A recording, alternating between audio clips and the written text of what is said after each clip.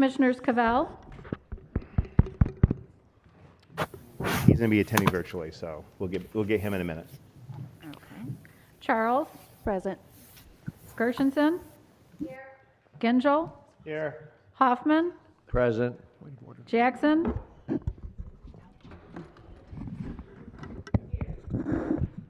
Joliet. Here. Kokendorfer. Here. Kowal. Here. Kuhn. Here. Long. Here. Lubes. Here. Markham. McGilvray. Miller. Here. Moss.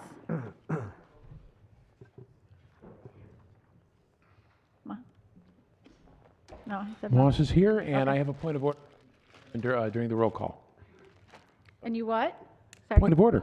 Point of order during roll call. Yes, sir. Can we finish the roll call and then we do it? Or Yes, sir. That'll be fine. Nelson. Here, attending virtually in Waterford Township due to medical. Thank you. Powell. Here.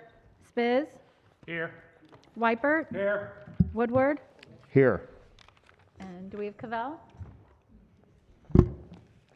Here in Ferndale, attending due to medical. Thank you.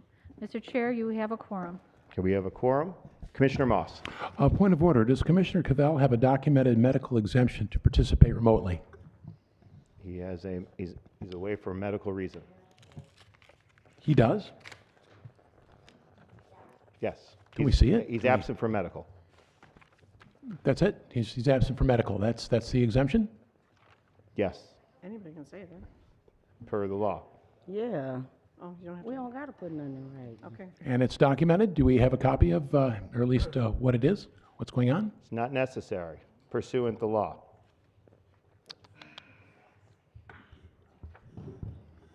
Okay? All right, thank you. All right. Tonight's meeting, a somber gathering. I would like to call on Commissioner Michael Spiz to lead us in the invocation and pull us together. Thank you, Mr. Chair.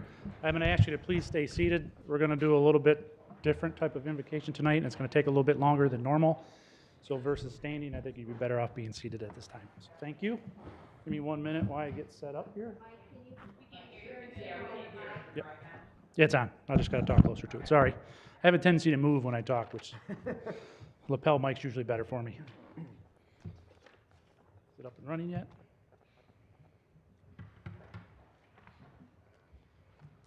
There we go. So thank you.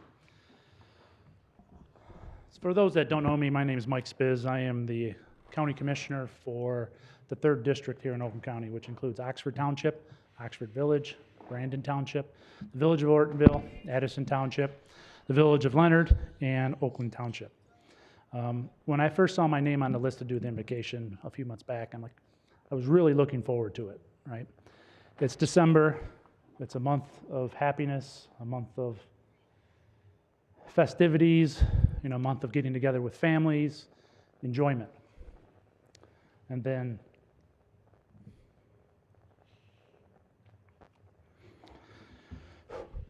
please bear with me. Then November 30th hit.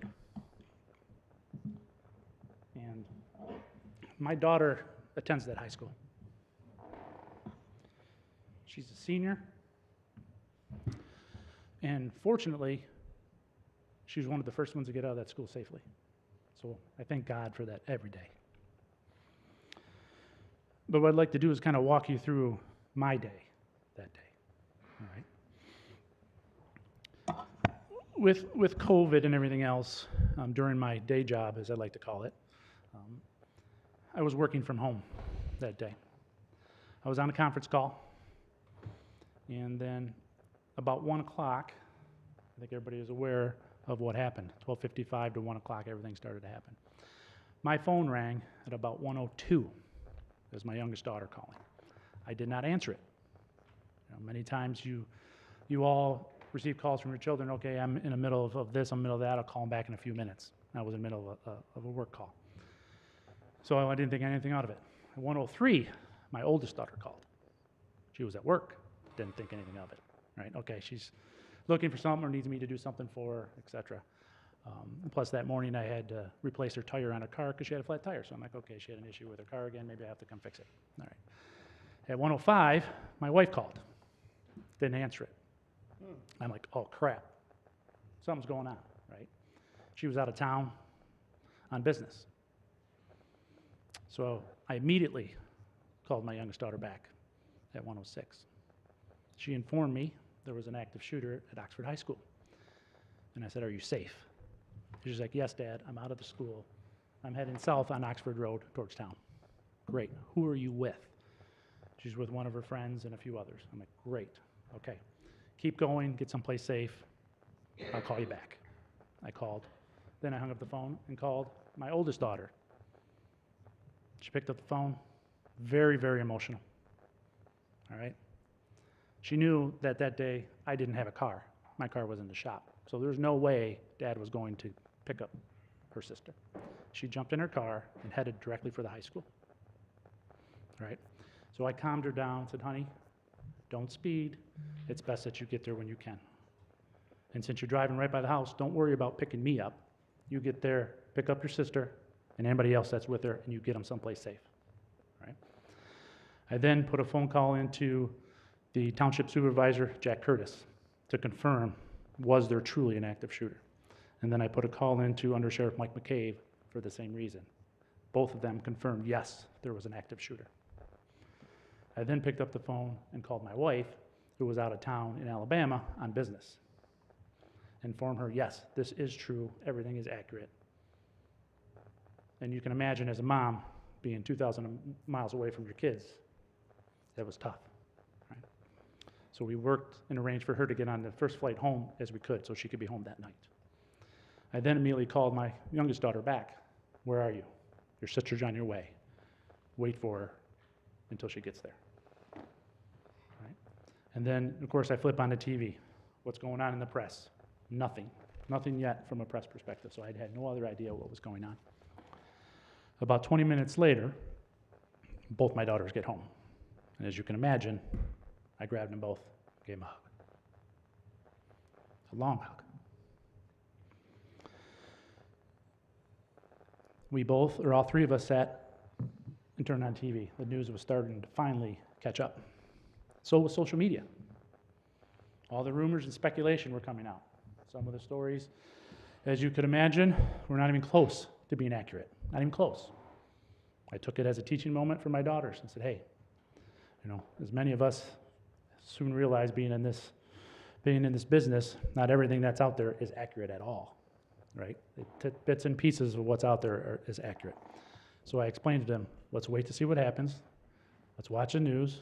Let's talk to a few people, and we'll see what happens. So during my conversation with Under Sheriff McCabe, the first report was 4 to 6 injured. I'm like, that's terrible.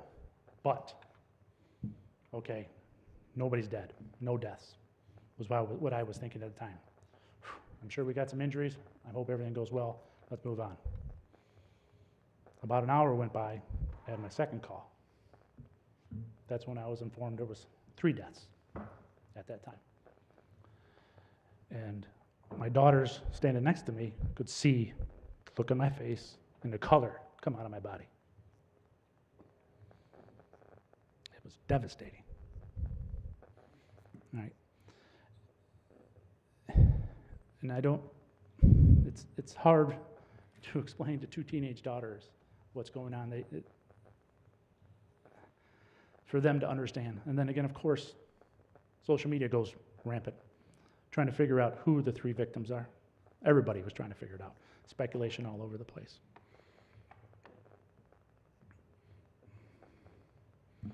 And I'm sure all of you, just like with every tragic event, will remember exactly where you were when you found out this happened. I will always remember.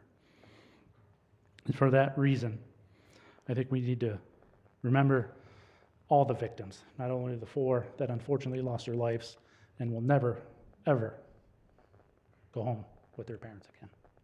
Will never, ever be at school with their friends again. So at this time, I would like to Have a moment of silence for Tate, Anna, Madison, and Justin.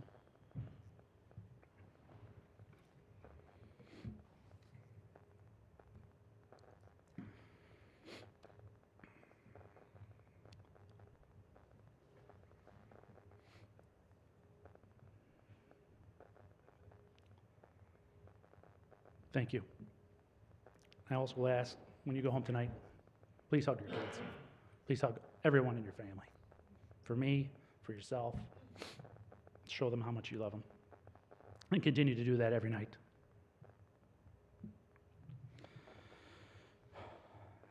Evil struck Oxford and Oakland County, Michigan, and the world on November 30th.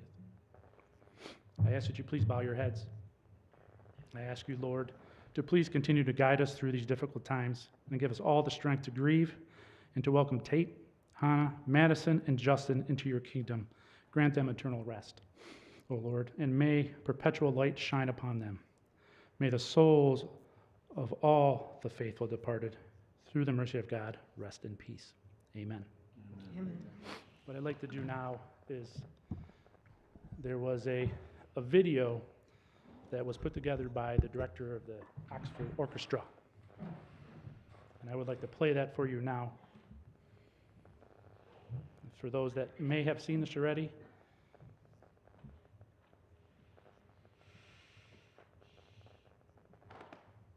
let me get sure the volume's up, sorry. Technology at its best.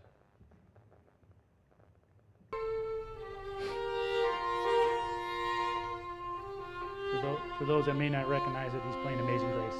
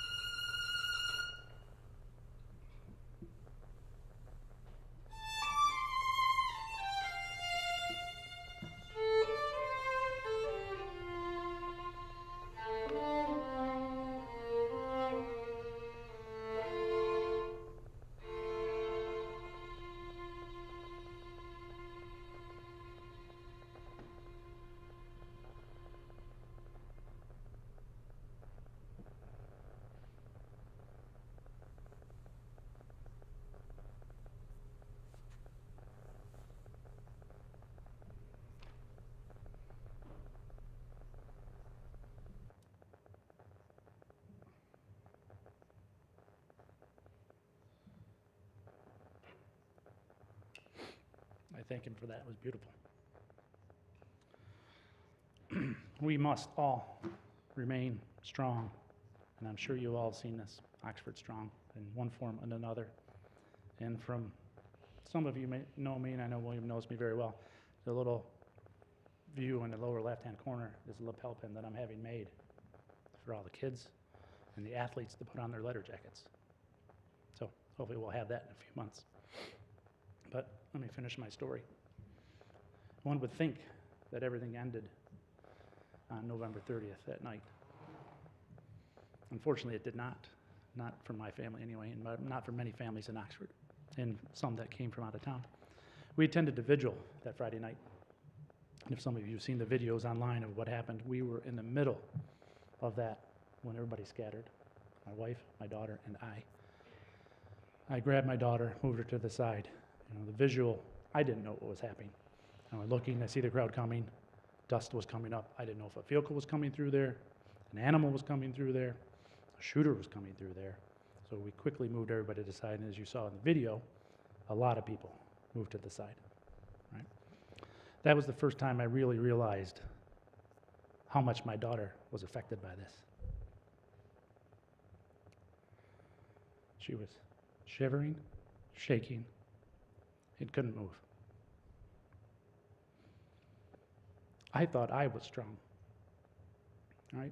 When it comes to kids, I am not. You taught to my daughters, they would laugh at me if I said I was strong.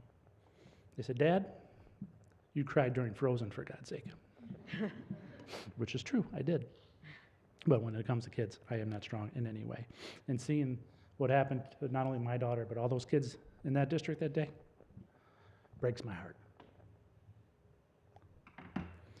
Especially for those, and for those families that their babies will never come home again. So one would think, okay, Friday, let's heal and move on. That's not the end of the story. On Monday, December 6th, my daughter, my youngest daughter, and my wife go to the doctor's office in Lake Orion. 4 o'clock appointment. Put in lockdown for an active shooter at the Beaumont Center in Lake Orion.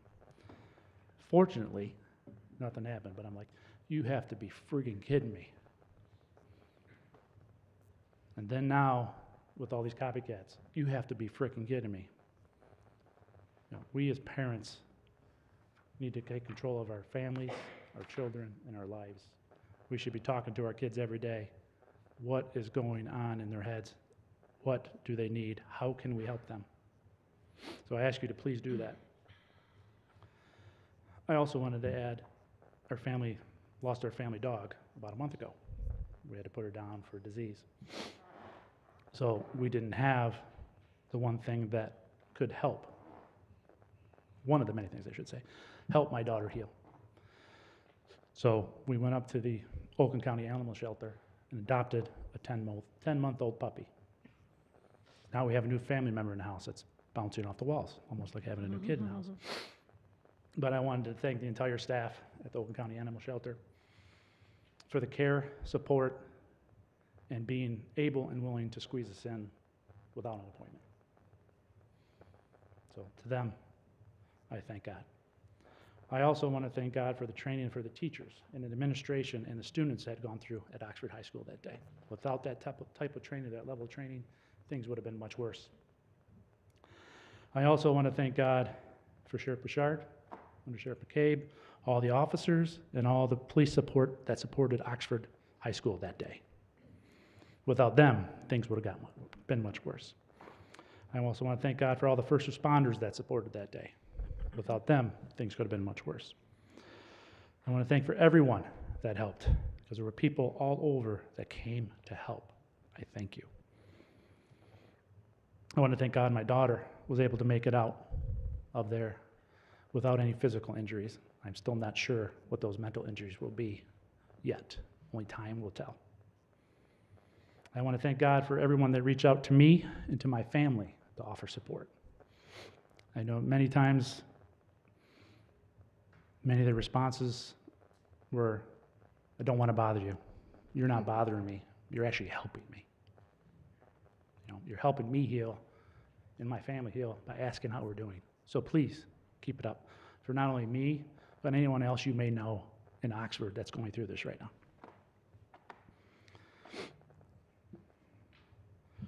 We must also continue to pray for everyone that are now dealing with this and the after effects that we do not know how long they will last.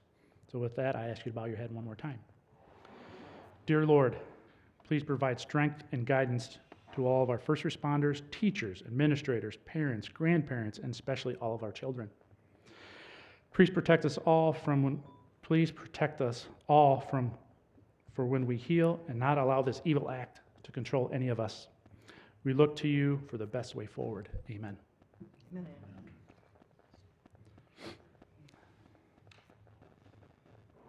This is going to be a long journey, and we must all stand united against these evil, cowardly acts. Show resolve and definitely protect our children. We must put aside politics. We must discuss the difficult topics. But at this time, I request to allow everyone to please mourn and heal. But in the very near future, I will be asking this commission to create a special task force to review and discuss what we can all do to ensure this never happens again.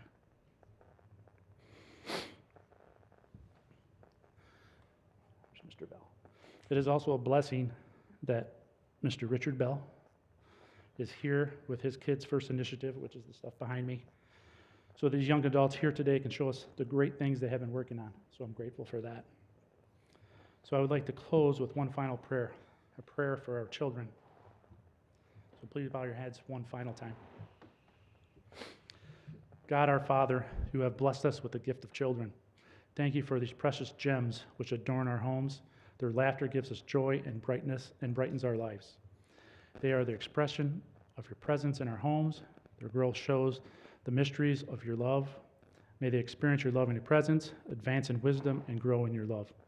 Our children's future is in your hand, and yet we have our own role to play in shaping that future. Help us to be true to our responsibility so that we may assist them in responding to your grace and thus to become the best that they can be. Amen. Thank you.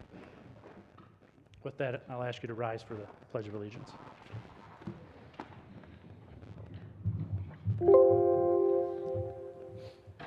I pledge allegiance to the flag of the United States of America and to the republic for which it stands, one nation, under God, indivisible, with liberty and justice for all. Thank you.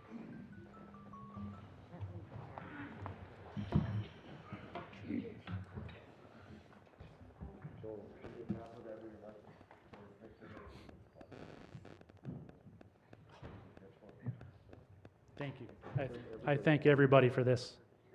You know, it means a lot. It does truly mean a lot. Thank you for all your kindness.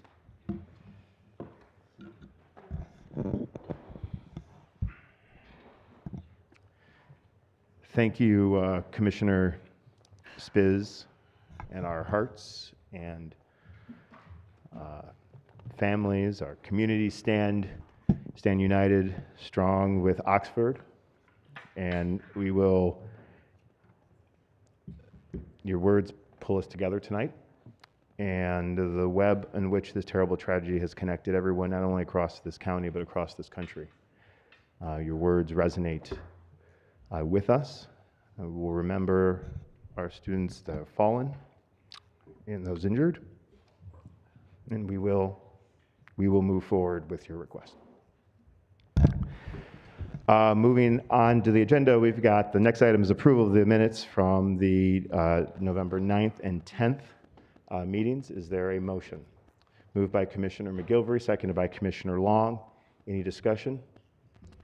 Seeing none, all in favor of approval of the minutes say aye. Aye. Aye. Opposed say nay. Let the record reflect that the minutes have been approved. This moves us to approval of the agenda, and I will call on Commissioner Jackson. Mr. Chair, I would like to request suspension of the board rules, waiving Rule 3 for Public Health and Safety. All items taken up by the Public Health and Safety Committee just prior to today's meeting. I move the agenda as presented. Moved by Commissioner Jackson with that request to take up the items that were taken up by Public Health and Safety before. Is there a second? Seconded by Commissioner Weipert. Any discussion?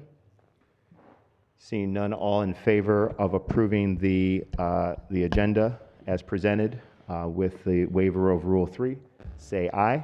Aye. Aye. Opposed, say nay. Let the record reflect that the agenda is adopted unanimously. They'll bring us, we have a number of communications, and we've got some proclamations, some presentations, and some other communications. We'll start with a proclamation to the celebration of the career of someone who has been at the front lines of this terrible tragedy we talk about, is recognizing the service of Under Sheriff Mike McCabe, and I'd like to call on Commissioner Spiz, Commissioner Gingill, Commissioner Gershenson, and Commissioner Powell to help present a proclamation recognizing the long service of Under Sheriff Mike McCabe. Thank you, Mr. Chair. Under Sheriff, please. What's that? Oh, I know he's not shy. I'm gonna ask you to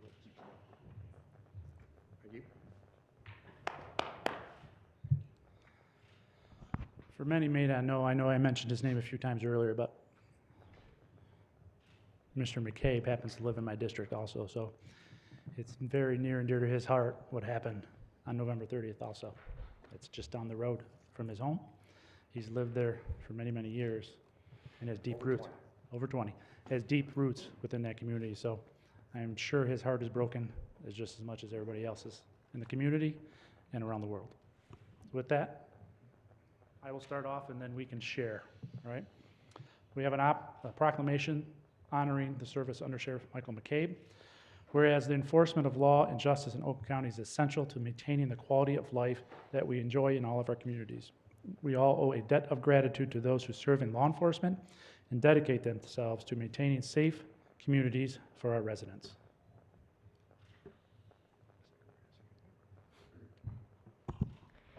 Whereas Under Sheriff Michael McCabe started his career with the Oakland County Sheriff's Office in 1977 as a road patrol deputy. During his more than 40-year tenure with the department, he's worked in every division of the Sheriff's Office. For 8 years, he served as an elected union official for both the deputies and command unions. He has served as Under Sheriff since 2003.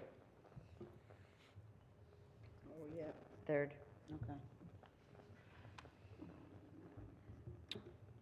Whereas, since being promoted to his current rank, Under Sheriff McCabe has overseen the day-to-day operations of the Sheriff's Office and has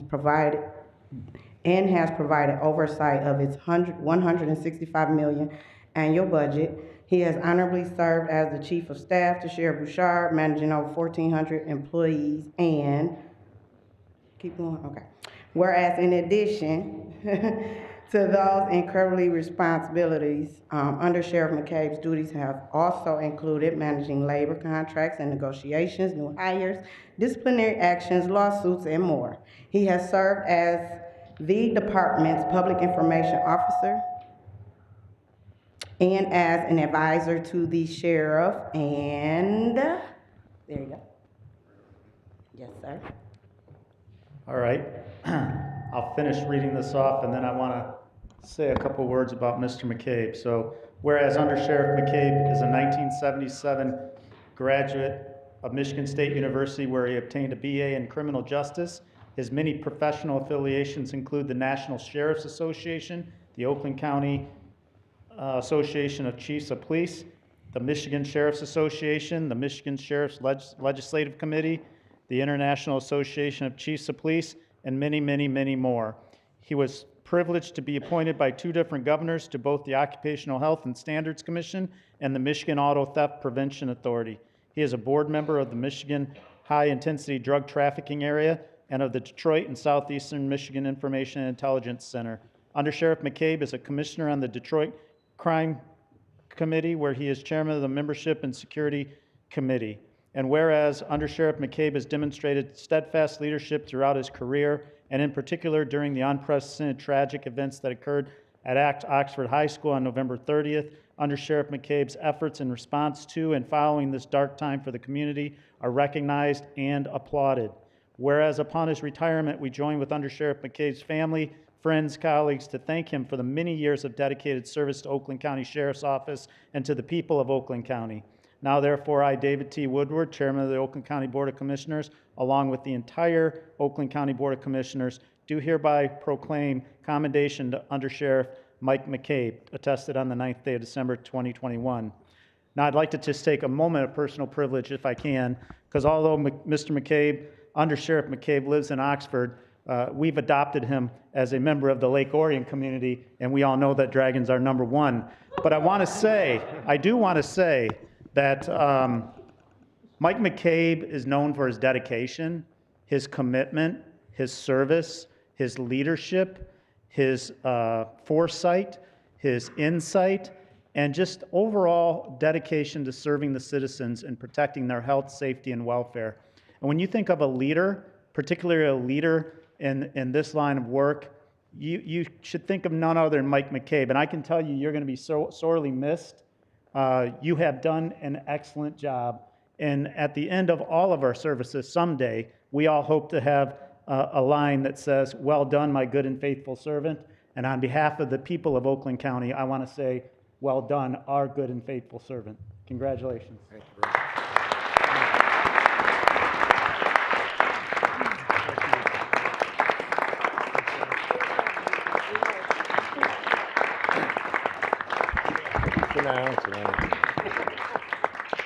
You all know I'm not into this, so I'll be real short and sweet. First of all, I want to acknowledge what happened in Oxford. What a tragedy. The last 10 days have been just I don't want to get into it. I get emotional. Sorry.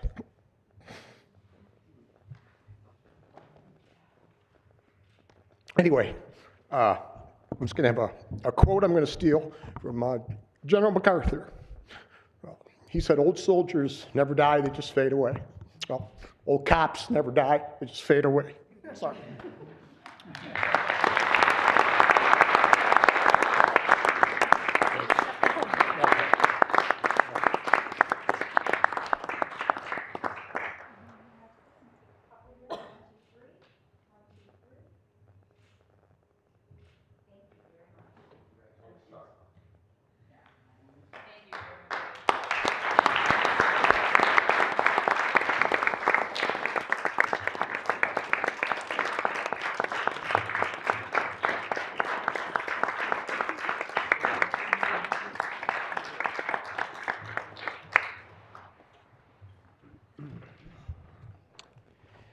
I'd next like to call up Commissioners Penny Lubes and Commissioner Tom Kuhn to recognize the Troy High School varsity boys tennis team.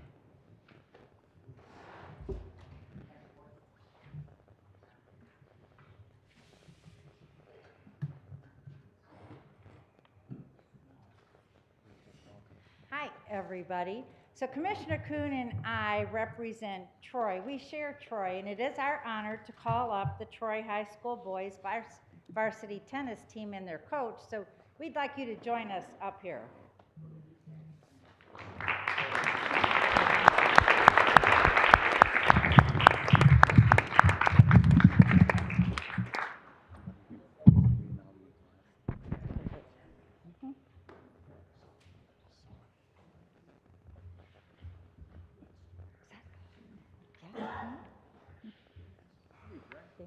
Thanks for coming.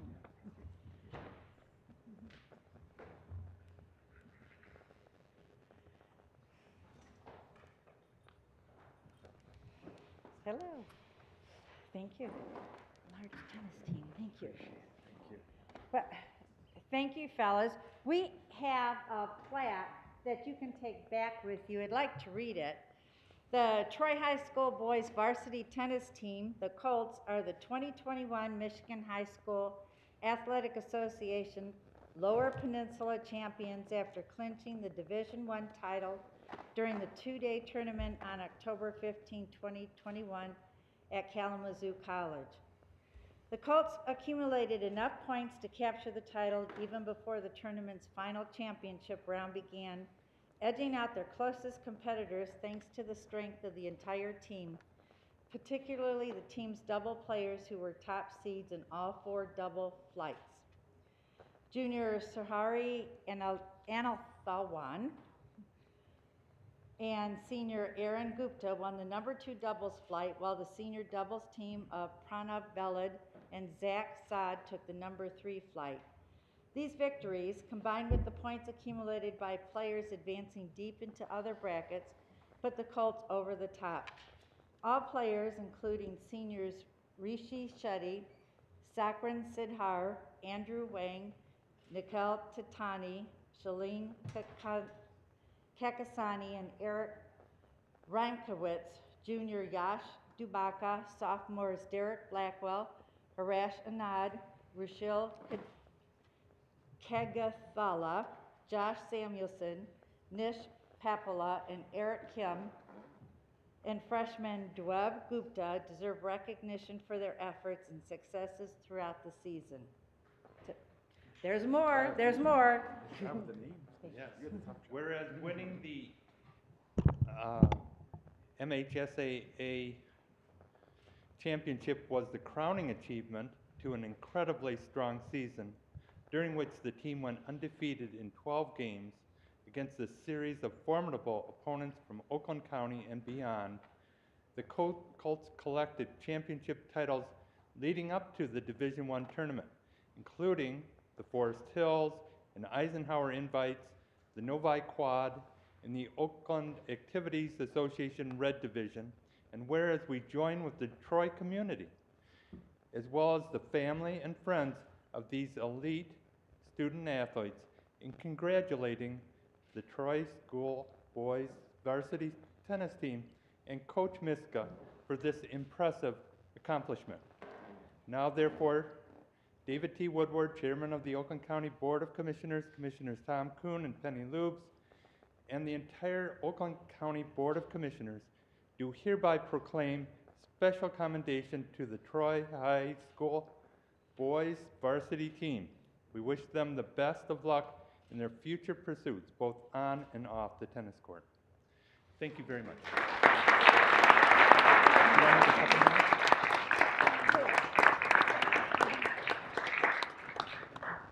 Thank you for everyone for coming out. I know this day didn't go quite as we hoped for, and we just want to say from the Troy High tennis team, we're praying for Oxford, and they're in our hearts, and that's the bigger story today. So I'm proud of these guys. An unbelievable season. They've had enough recognition. I think tonight's about, Oxford strong. So thank you to everybody. Thanks for your time.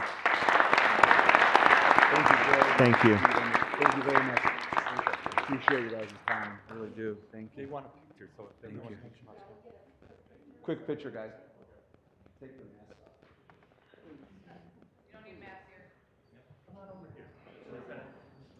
Over here, guys, in the center.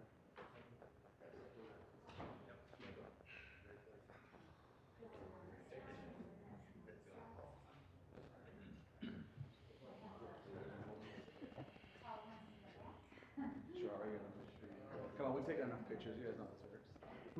Harash, why don't you come? We got some room down here too. Harash. Yeah, go ahead. We have lots of room.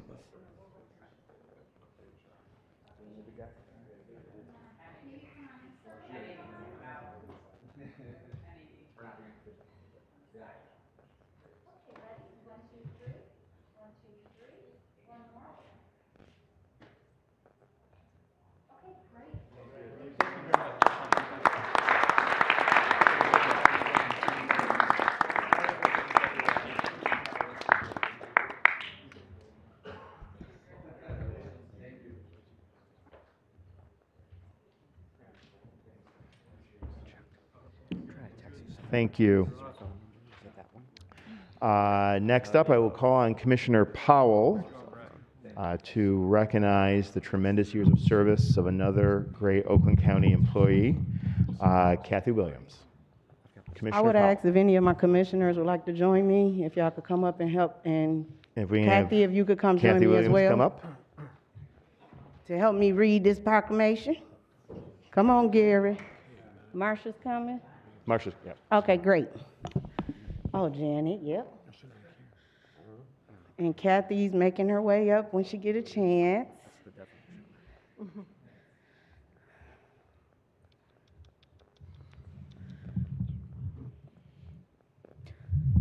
She's in her pretty blue. So this is one of our dynamic employees, Kathy Williams, and I'm going to read the proclamation, share with my commissioners, and you'll know why.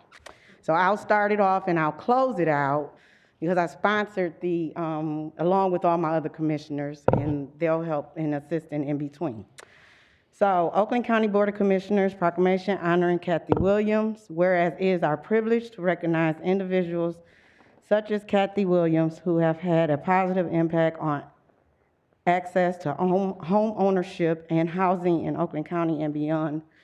And whereas Ms. Williams has worked in affordable housing industry for more than 4 decades and improved the lives of many, bringing years of expertise, Ms. Williams joined the Oakland County Housing Counseling and Homeless Services Division in 1999 as a special project coordinator. In 2005, she was promoted to be the unit supervisor. In this role, Ms. Williams has leveraged her knowledge and experience to lead a staff of professionals who work to provide information and support on preventing foreclosures, reverse mortgages, tenant rights, housing discrimination, and more. Further, her specialized understanding of the Housing Choice Voucher Program as one of the first people in Michigan to learn the program's procedures when it was known as Section 8 has helped residents reach and retain housing stability and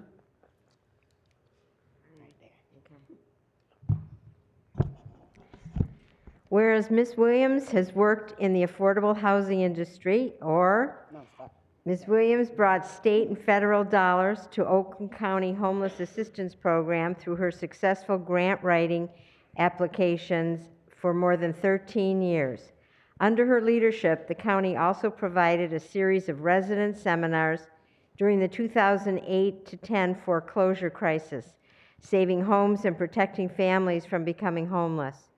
In addition, her development and administration of programs to help increase the rates of owner-occupied units and housing accessibility, such as the American Dream Down Payment Initiative, homeless prevention and rapid rehousing, and neighborhood stabilization plans, were especially impactful. Ooh, I can't see. Whereas, in addition to graduating magna cum laude from Walsh College, Ms. Williams is highly credentialed in her field. She was one of the first people in this country and the first in Michigan to pass the U.S. Department of Housing and Urban Development reverse mortgage test.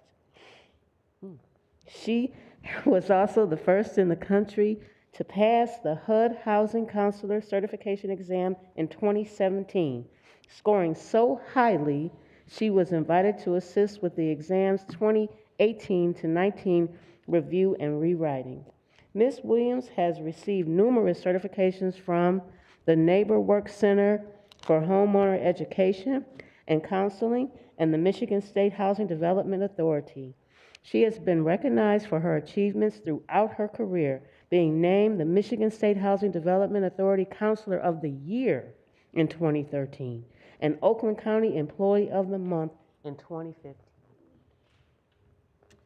And whereas, as a recognized housing expert, Ms. Williams has assumed a lead role in advocating for housing initiatives regionally and statewide through various organizations.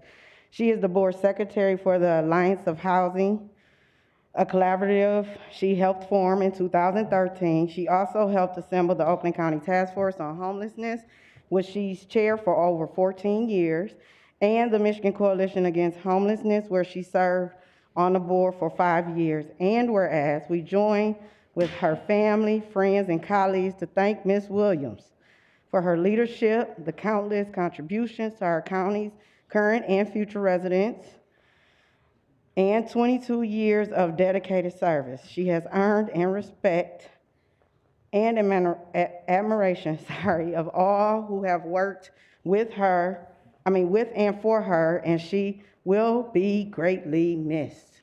I am going to say she is going to be greatly missed. Now, therefore, David T. Woodward, Chairman of the Oakland County Board of Commissioners, and Commissioner Angela Powell, together with the entire Oakland County Board of Commissioners, do hereby proclaim special candidate to Kathy Williams. We wish her all the best in her retirement.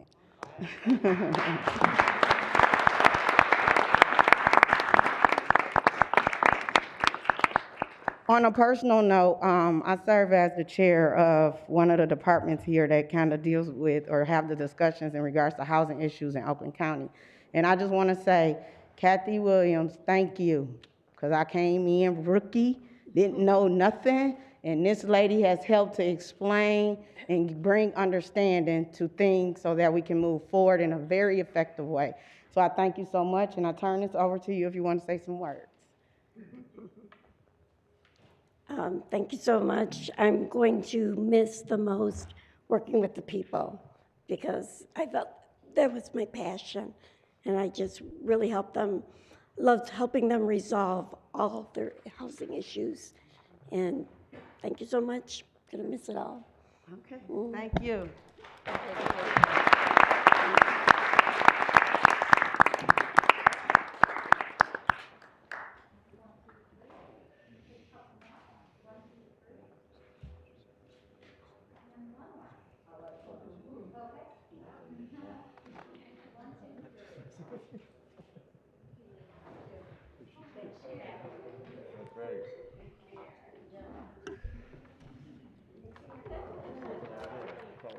Great job, Kathy. Thank you for everything.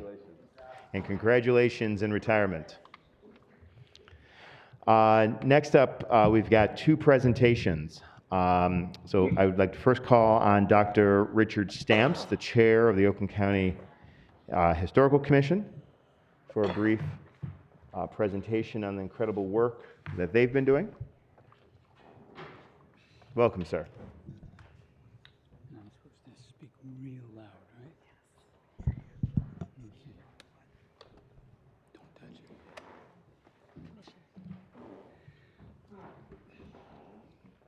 Well, we'd like to thank you for the opportunity of making a little presentation tonight from the Oakland County Historical Commission. And I would just have you become aware we're actually just a group of volunteers, but volunteers who have a passion for history and an interest in preserving and recording the history. And I would say on a night like tonight, this is why we need history. When we have people up quoting individuals, we need to record our history and preserve it so we can learn from it. Our charge was to, I think we're trying to get it up on the screen. That's a good idea. But our charge actually was to, our charge came from the Board of Commissioners right after the United States bicentennial. And they said, we need to record and preserve. And so that charge really boiled down to some things that we referred to, and we'd like to say advocacy, and that's our job. We're supposed to push, promote, and encourage activities relating to Oakland County's history. We also recognize the importance of collaboration and that we can't do it all, any of us, by ourselves.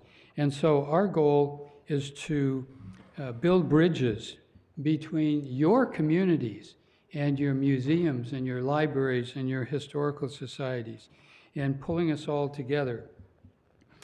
We are trying to reach out, again, to your communities. We're pleased that Dave Decker, who is a new member of our commission, heads up the Oakland County Historical Coalition. And this is a group that meets on a monthly basis, and they share best practices, good ideas, and resources. So collaboration is one of our activities.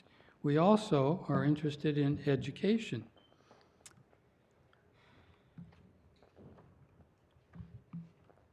Can we go to the next one?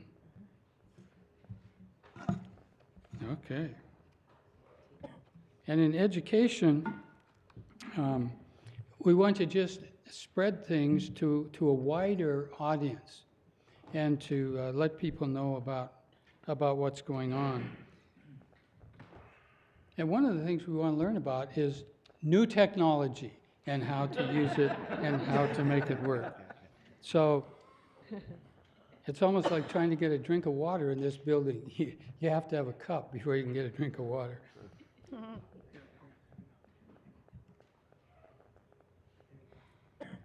Okay, there we go. Yep, education. We'll go with education. And again, we're trying to educate folks. We have a variety of activities and some new ones that we're excited about. As part of the Oak 200 activity a year ago, as we celebrated Oakland County's 200th birthday, and some of you may have participated in some of those activities, our commission came up with an idea, and it had to do with a book. And the book was The History of Oakland County, which was published in 1877. And that's 100 years ago. And one of our commissioners, Dave Walls, was able to acquire a copy of the original. And we're pleased that it came from a family of early pioneers in Oakland County. And actually, the granddaughters had this book. It was up in their attic. They said, nobody's getting any good use out of it. Let's donate it as part of the bicentennial. And so they did. And we were pleased that one of the granddaughters, great-granddaughters of this original pioneer is with us today. And I asked her if she wanted to stand so we could clap, and she said no, but I think we can clap anyway.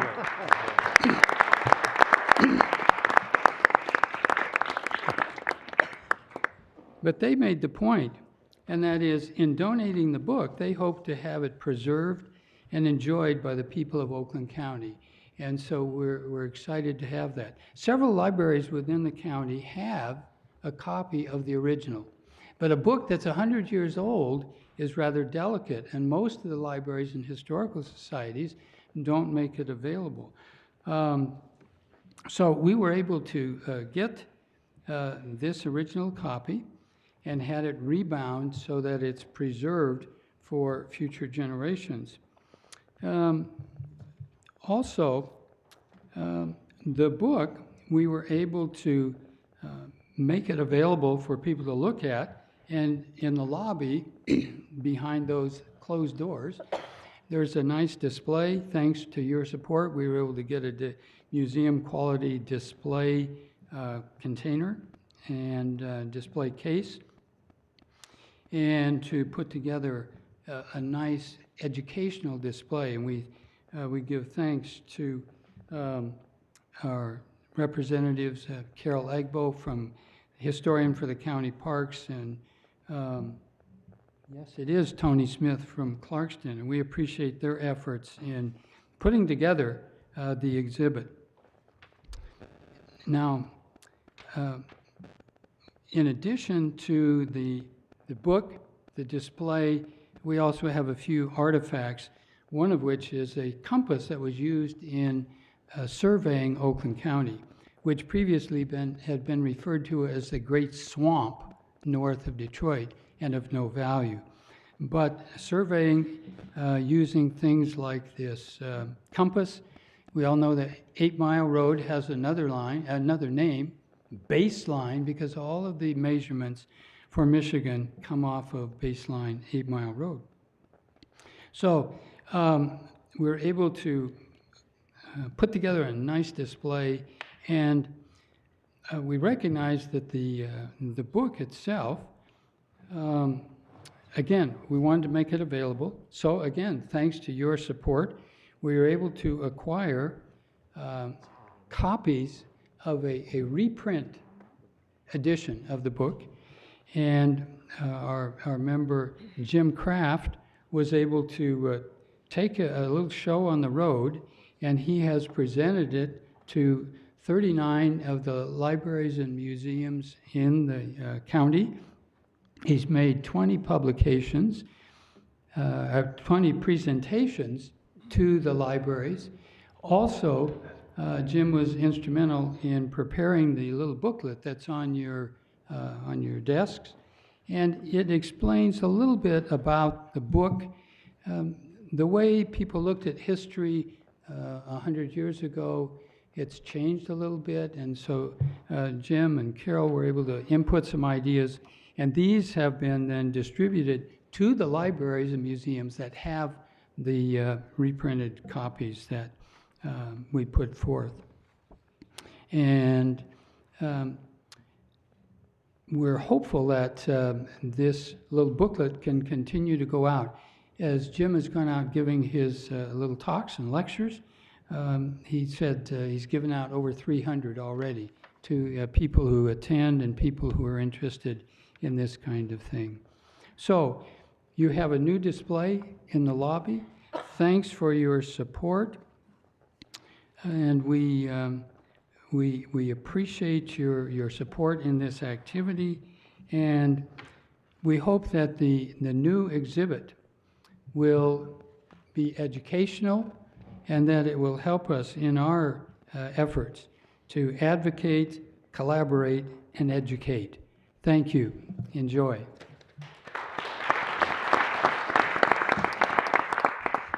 Thank you, Dr. Stamps, and the work of all the members of the Oakland County Historical Commission.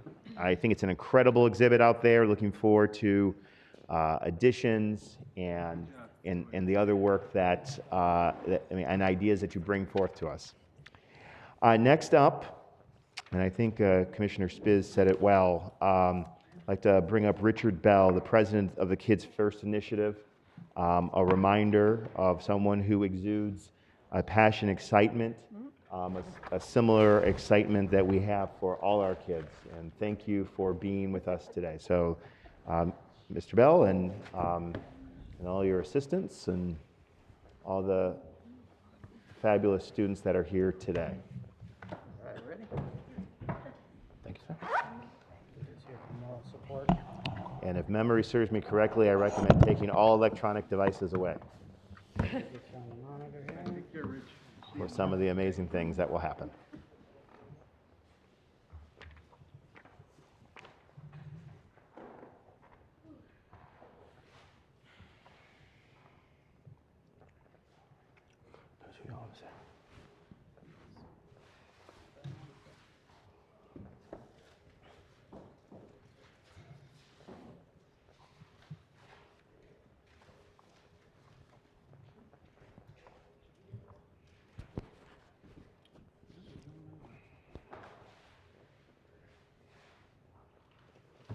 There's a play button right there.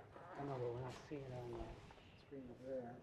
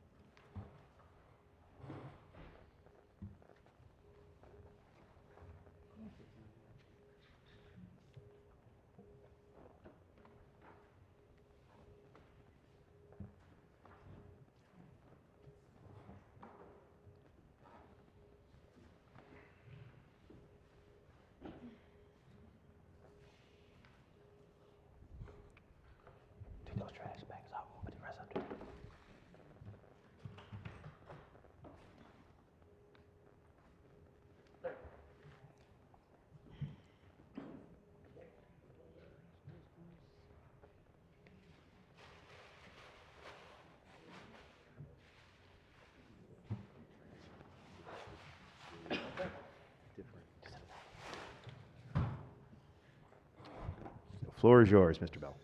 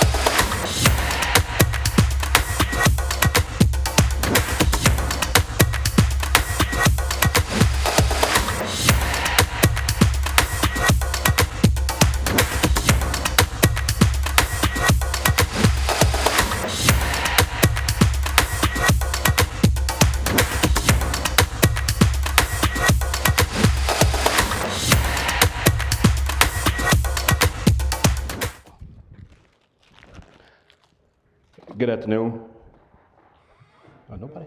Good afternoon, Oakland County. Good afternoon, good afternoon, good afternoon. Our prayers go out to the community in Oxford, and I want to thank Mr. Spitz. When I called him up, I really didn't know what to say, but he helped me along to help him along, so I really appreciate the opportunity. I have my mic on, so I'll step back. My name is Richard Bell. I'm here on behalf of the Kids First Initiative. Should I cut this mic off? If everyone can, yeah, we can turn that off and maybe turn off the surrounding mics around you. Just mute yourself. Okay, can you hear me? Yeah, you can.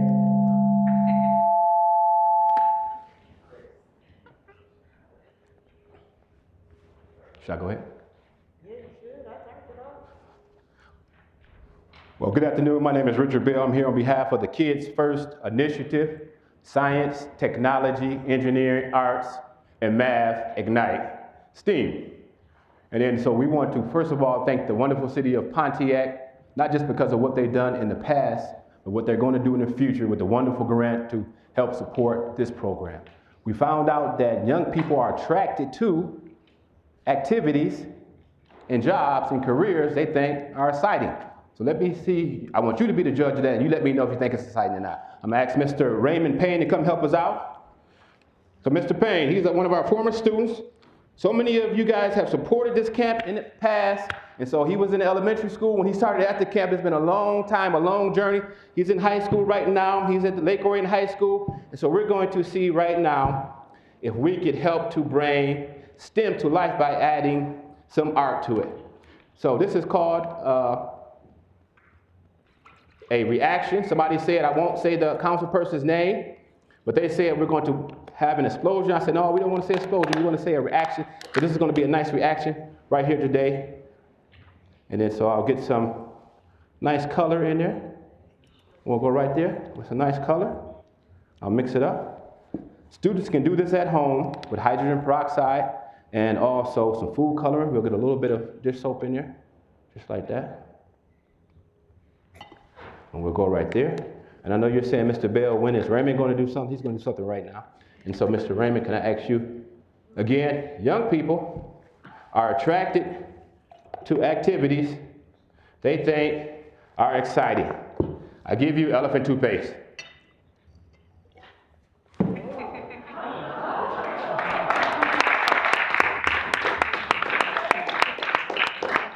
Wow, that's a lot of science. That's too much science. Listen, there's no young person that's going to walk past this and not be excited. So it's funny.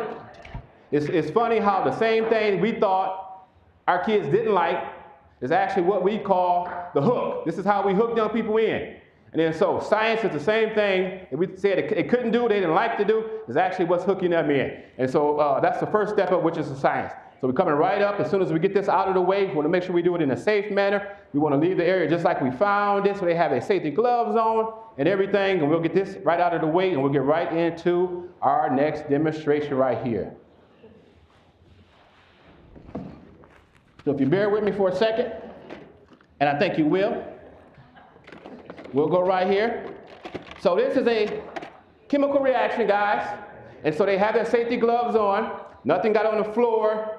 This is industrial strength, so a young person wouldn't be able to even get this material themselves. They could get hydrogen peroxide, but not to, this is 37 percentile. If you had to order this, you'll get at home about 3 percentile, so you won't have as much, and it's not as moving as fast. This is a very fast reaction. Can anybody tell me out here, what type of reaction do you think this is? It's a chemical reaction. That's a very good educated guess, and you're absolutely right. This is a chemical reaction. We're going to look at a physical reaction here pretty shortly. I think as soon as we can get this out of the way, guys, wonderful job. All right, a couple years I came before you, about 5 years ago today, and I said, according to the U.S. Transportation Department, in the next 10 years, drone technology would potentially add $89 billion to the U.S. economy. It's about 5 years ago. I stood right over here and said that, and nobody believed me, and I didn't have the drone. I didn't know if I quite believed myself. But come to find out, that was true. So right here in our own backyards now, we have Amazon right here in the city of Pontiac. They're thinking about using drones to make deliveries. Walmart right here in Rochester has already agreed to start using drones. They're waiting on the go-ahead for deliveries. So now we can see that come to fruition, that $89 billion. We don't need all of it. We want to share some of it with our other states, but we want to get our share right here in Oakland County and also in Pontiac. So we'll come right here. Guys, if we can get the table right out here. You ready to go? We can get the table right out here. Get that table right out here. Again, I want to thank Mr. Raymond Payne. He's a student at Lake Orion High School. And also, I want to thank Mr. Delvin Nelson, who graduated from Auburn Hills, Elvendale High School. We move this up just a little bit and bring that over. All right. Here we go. Just a little bit more this way. That's the way it's safe. Nobody can come this way. All right. We can bring that other stuff out.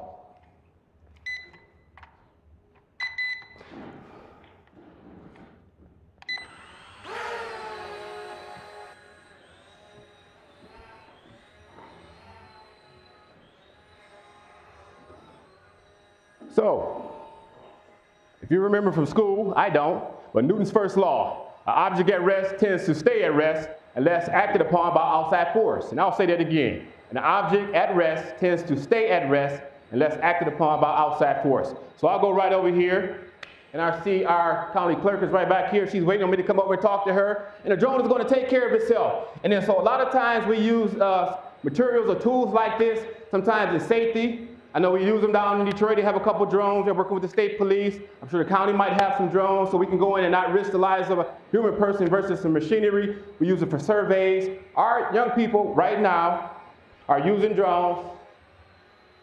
It's early. We take young people in the 2nd grade. This drone has a 4G camera, so we can scan the room, but it's not doing any video now because we haven't got any photo releases. We'll come right back here. Let's see if we can bring it back over here. Let's see if we can get it down. Has a 4G camera, and so we can see that. And we take young people in the 2nd grade, and we teach them the basics of flying the drone. So they leave us after 1 hour, they can fly the drone. And then, of course, they're going to need some additional training. So that's our drone technology. Right here, we get that right off to the side. All right. And so again, it's great that young people are engaged, but are they learning? Are we moving the learning needle? So we know they're engaged, and then so we can teach them Newton's law and different things like that using drone technology, and so we can get caught up with the rest of the world. I'm going to ask Mrs. Joliet, if you could please come up, please.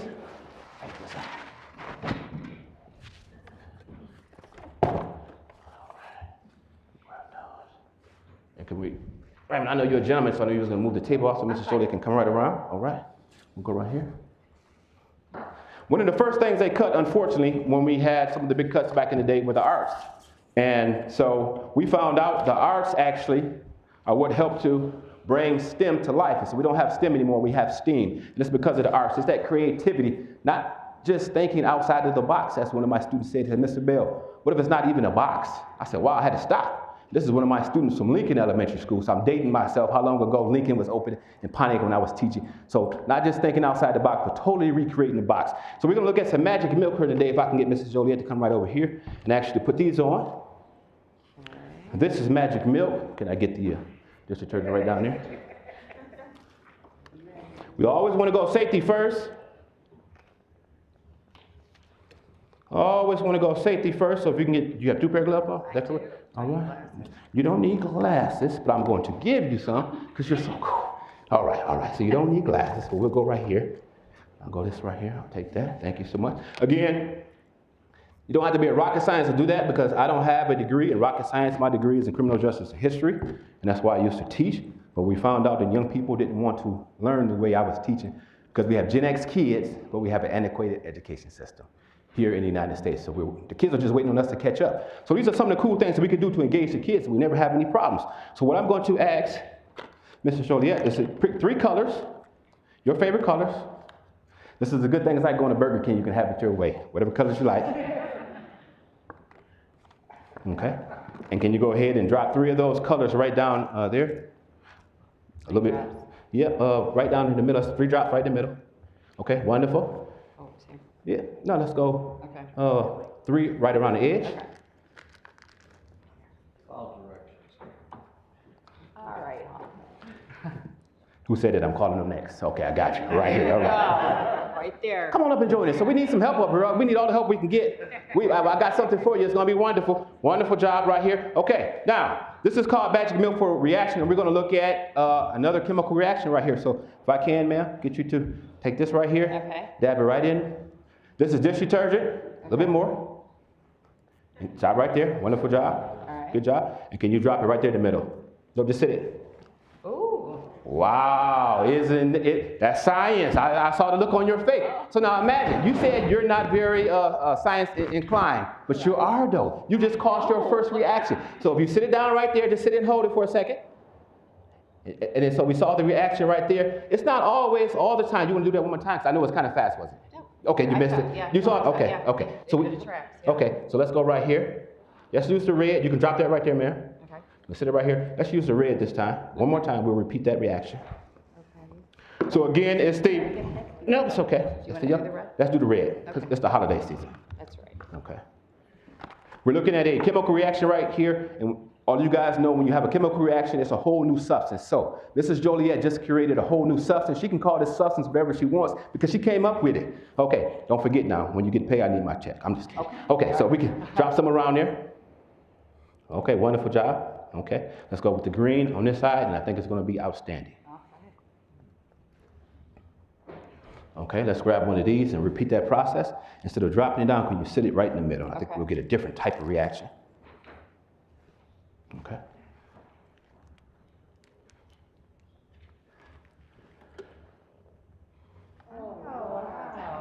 We're not done yet. Can I slap right past you, man, right here? Okay. I'll come right here. That's pretty cool. How many times have you heard, guys, it's not always about what's on the inside, outside. Sometimes it's about what's on the inside. So let's find out, Mrs. Joliet, what's really on the inside. What does she have really going on the inside? So if you don't mind, can you pick this up from the side? Don't spill it. Don't spill it. Okay. Can you pick it up? Okay. Empty it in there. Look at the art right there. Look at that. Look at that right there. It's not always about what's on the outside. Sometimes it's about what's on the inside. And so imagine what our second, third, and fourth graders are going to feel when they get an opportunity to do this demonstration, and they created a whole new substance again. So this is called the magic milk. Thank you so much, Mrs. Joliet. It's been wonderful. Can you take the gloves off? Thank you. Okay. Look at the art she did. Look at that. Yes, she has you can buy it. She'll be selling it. Donate the money to charity. Here you go, right here. Wonderful job. Listen, I want to thank you guys for having us out again. It's all about the young people, and we're going to finish up just like we started before with our grand finale. So I'm going to ask some of the commissioners that agreed to help me out to come up if we can. If we can grab the top from this right over here, Mr. Raymond, put that back. Take this out. Let's take all of this right here. We'll keep this right here. I need that. Drop all of this right into there and take that away. All right? So we're definitely going to need some glasses on. Ma'am, here you go. Those are Mrs. Joliet's glasses, by the way. So you took her glasses. Okay, wonderful job. Yeah, okay. So let's take this away. Sit it right over there. Yep. We'll move this right over here. Okay. We'll come right here. Now we're going to look at a different type of reaction. Unfortunately, this is not a new substance, so they won't get a chance to name it. They won't get the royalties from it or anything along those lines, but we will have a lot of fun actually doing it. We'll come right over here. Okay. Miss Deborah, can you step out and let's let the commissioner step in? And so these young men started with us over at, you don't need gloves. You're good for this one. They started with us over at Auburn Hills at the camp we were doing pre-pandemic for the young people. And now so we're teaching them, so now they can go out and start teaching other young people about the course or the class, I should say. So we'll come right here, all right? So we'll come right here, and right here. You come right over, man, right here. Okay, so we don't want you to touch it here. Can I ask you, because it's so cold, but you'll be okay, but just can you grab it from this point? Safety first always, right here. Can you go ahead and empty that in right there? So we can get it all in, okay? Can anybody tell me what this is? Why do they call it dry ice? Because it's dry, Mr. Bill. You're right, absolutely, because it's dry. It's about minus 112 degrees. It can burn you. Mr. Bill, how could dry ice burn you? It's so cold because remember, it's going the opposite direction. It's minus 112 degrees. So I'll get Mrs. Powell, go ahead and dump hers in right here. We need you on this side right here. Right here. Right there. Don't touch it. Don't touch it. Oh, sorry about that. I just don't want you to get frostbite. Right there. Frostbite, it's very cold. We definitely don't leave yet though, because we had to have you come right over here. Don't leave yet. Okay, so we'll come right here. I need that other container to come back to. Yes, I need you to do the other one. Small, we'll empty the stuff into the bag and then bring me that one back. All right, right here. Wonderful job. Now, can we go ahead? What's your favorite color? Red. Blue.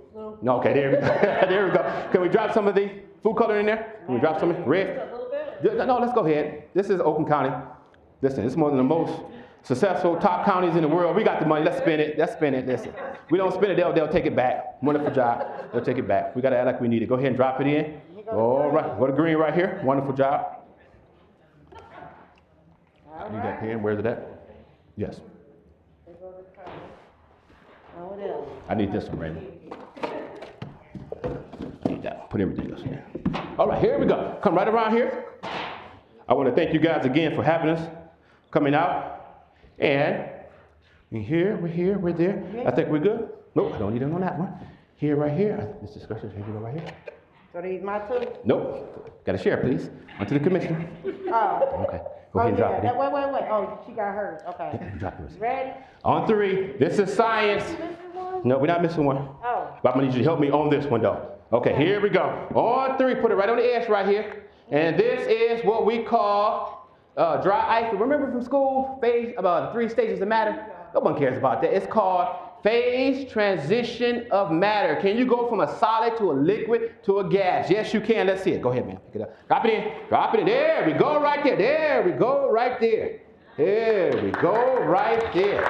Think of how excited our young people are going to be after that. Think of how excited our young people are going to be after that. So we'll come back right here, and I'll go right here. We'll come right here. Need a little bit of water, and I'll come right here. Let me see. We can go a little bit in here. I think we're good. We'll go here.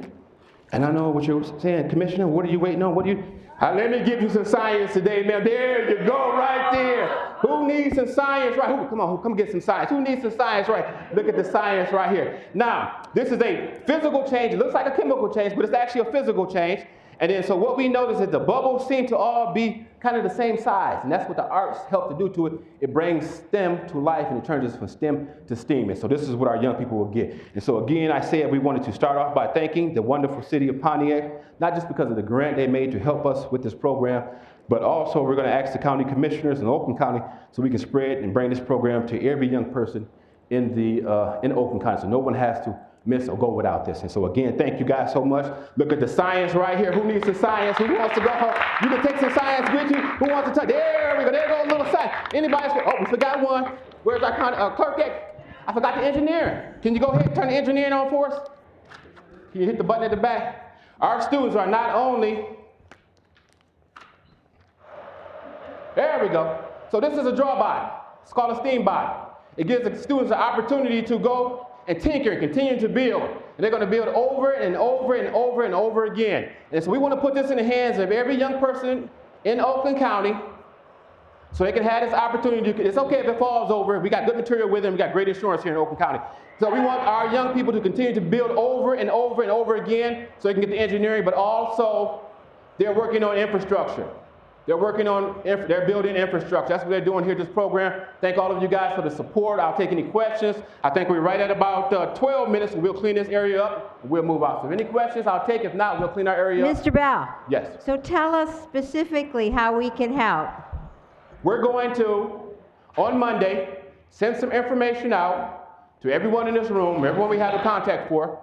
And so about more information about the program, we have a strategic plan where we have identified some cities here in Oakland County, and I'll name a couple of them because it's public information: Pontiac, Oak Park, Hazel Park, and some parts of even West Bloomfield that are high poverty areas that could need a stimulus shot. And that stimulus shot in the arm could be this program. And then so again, we've identified those cities. We have a two-pronged approach where we're going to go to the actual schools, the elementary schools. So every elementary school will be covered, not necessarily every student, depending upon the funding. And then we'll have a central location somewhere here in Pontiac, Oxford, or Lake Orion Central, where all the students from the community can come also. So a two-pronged approach, so we shouldn't miss any students. We'll get that information out to you guys. This is part of workforce development. You should invest in this program because we're investing in the future workers of Oakland County and Michigan. According to the Department of Transportation, 67% of the students who are entered, they'll get that for you, man. Come on, you're not working hard enough, Doc. 67% of the people, students who are entering primary school today, will be working at jobs that don't even exist yet. When I was working at General Motors coming out of high school, we knew what the jobs were going to be. They're going to be STEM jobs. Our students love this kind of stuff. Why can't we get together? I hope we can get together. And you guys have all supported us in the past. We don't want you to do that anymore individually. We can do more collectively as a group. So we're going to send the information out to you, ma'am. So everyone will have it. We have a strategic plan, and we're going to share that with you so you can put your input in so we can make sure we don't miss any student, any district that wants to participate. We can bring this program to capacity. It'll take us about a year to reach every school district here in Oakland County, at least once. It'll take us about a year, but we can get that done. So again, thank you so much for the wonderful questions. Any other questions? Kids First Initiative STEM at Night, I wouldn't be here if you hadn't supported us and made those financial donations. That's why I'm here today. That's why we're going to continue to go out and spread wonderful things from the city of Pontiac and Oakland County. Thank you, guys. Thank you so much, man. Thank you so much. Thanks always. This is you gotta get that to those kids somewhere. Okay, they gonna like it. Thank you, sir. Thank you so much.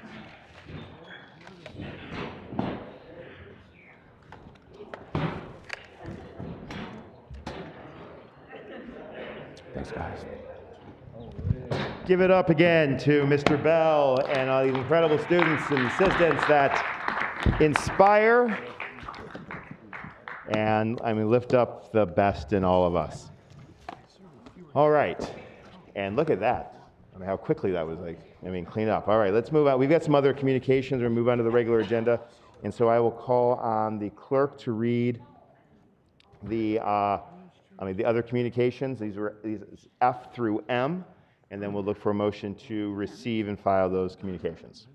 Madam Clerk. Okay, sorry. My agenda only goes to, so I'm seeing which one is different. Okay. Yeah, thank you. Sorry, I just want to make sure I'm on the right one. Okay, so the first one is dated December 9th, 2021. Dear Commissioners, please accept this letter as notification that I've made the following updates to the appointments for the Local Government Critical Infrastructure Planning Grant Program Oversight Committee. Hillary Chambers, member. Kyle Jen, member. Marcus Pearson, alternate. Sincerely, David Coulter. The next one is also dated December 9th to the Oakland County Board of Commissioners. Ladies and gentlemen, I am hereby appointing the following individuals to serve on the Oakland County Historical Commission for a term ending December 31st, 2024. David Decker, Jerry Murphy, David Walls. Your confirmation of this appointment is respectfully requested. Sincerely, David T. Woodward, Chairman, Oakland County Board of Commissioners.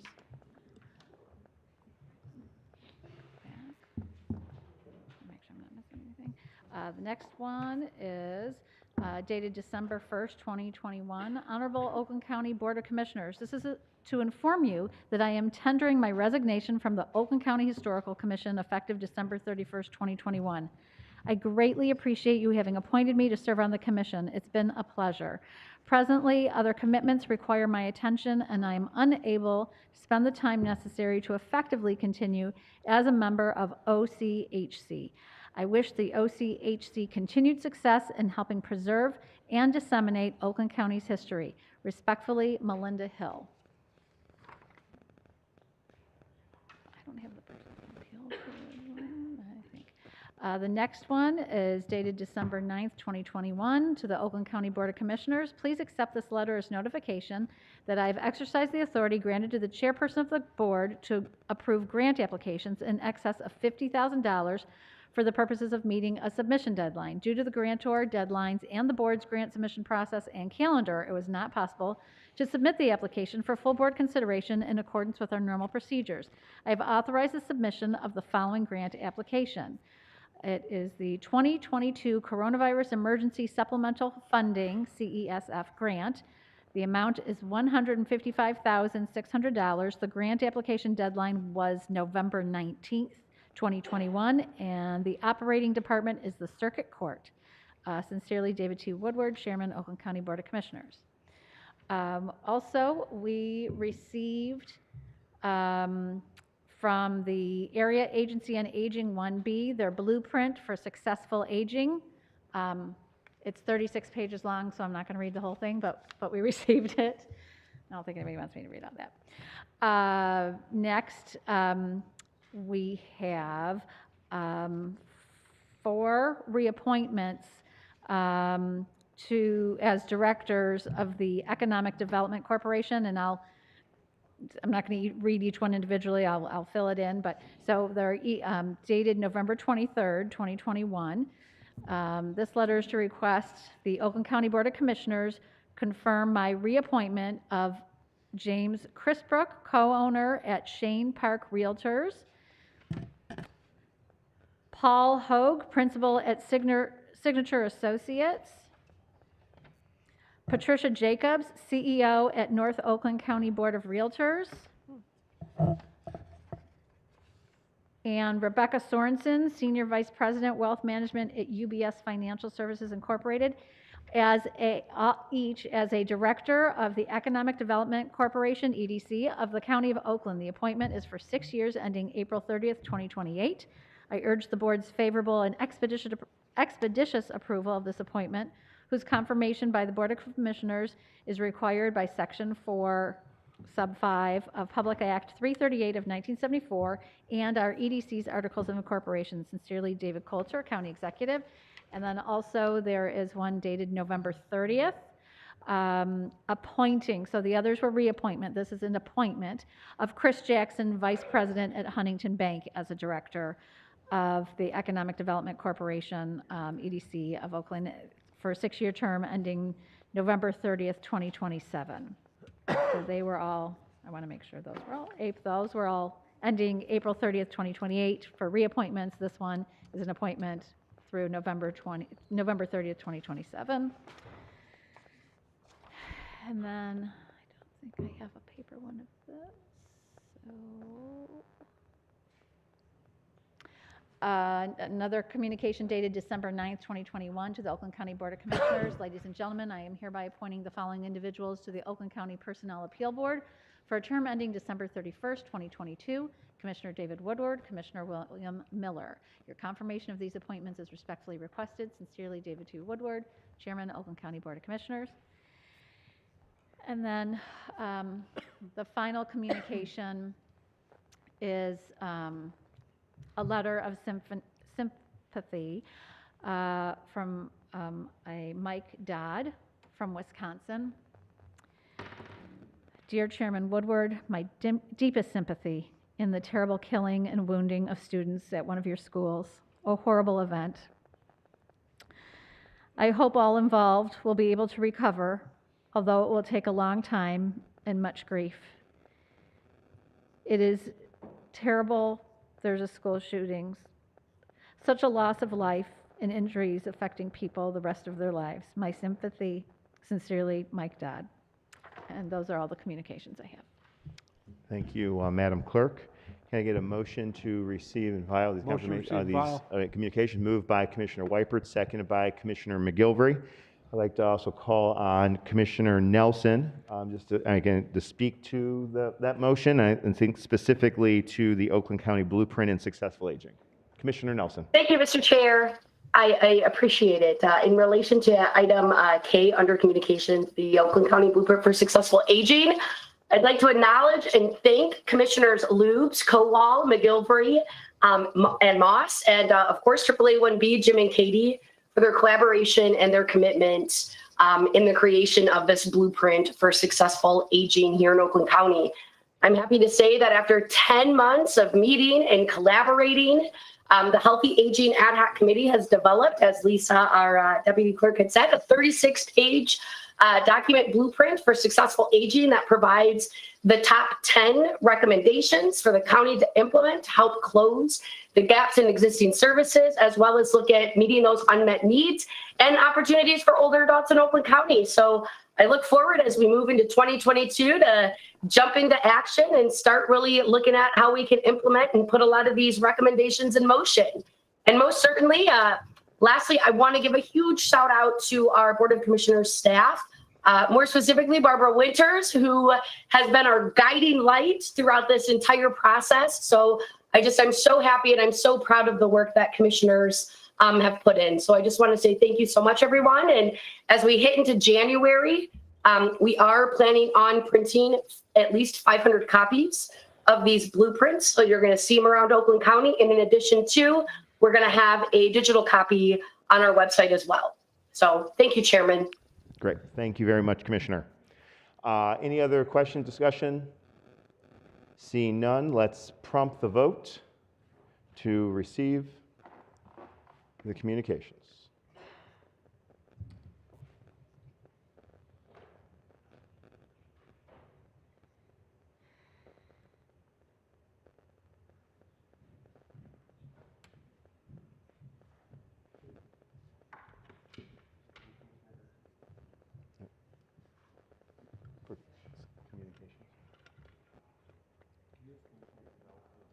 Yep. And Commissioner Cavell for a vote. Well, I let the clerk call the. I'm sorry. Commissioner Cavell needs the voice vote. Okay, on accepting the communications, Commissioner Nelson? Oh. Yes. Commissioner Cavell? Okay, sir. Commissioner Cavell? Yes. Thank you. No? Oh, okay. All right, we can close the board. Let me announce it. Mr. Chair, you have 20 yeas, 0 nays. A sufficient number voting in the affirmative, the communications are received. That will bring us to the first public comment of tonight's meeting. The first part of public comment is the opportunity for the public to comment on any item that's on the agenda. We will have a second public comment at the end of the meeting for items not on the agenda. We ask that you, I will start with a list of people who signed up for the first public comment. We ask that you keep your comments to 3 minutes. Direct your comments to me. And we ask everyone to be respectful and ask the audience to refrain from demonstration. We want to welcome everyone to be able to come up here and address the board on any item on the agenda. If the 3-minute timer gets hit, I'll ask you to wrap up your comments so that we can get through everyone who would like to speak this evening. So I will start with Maria.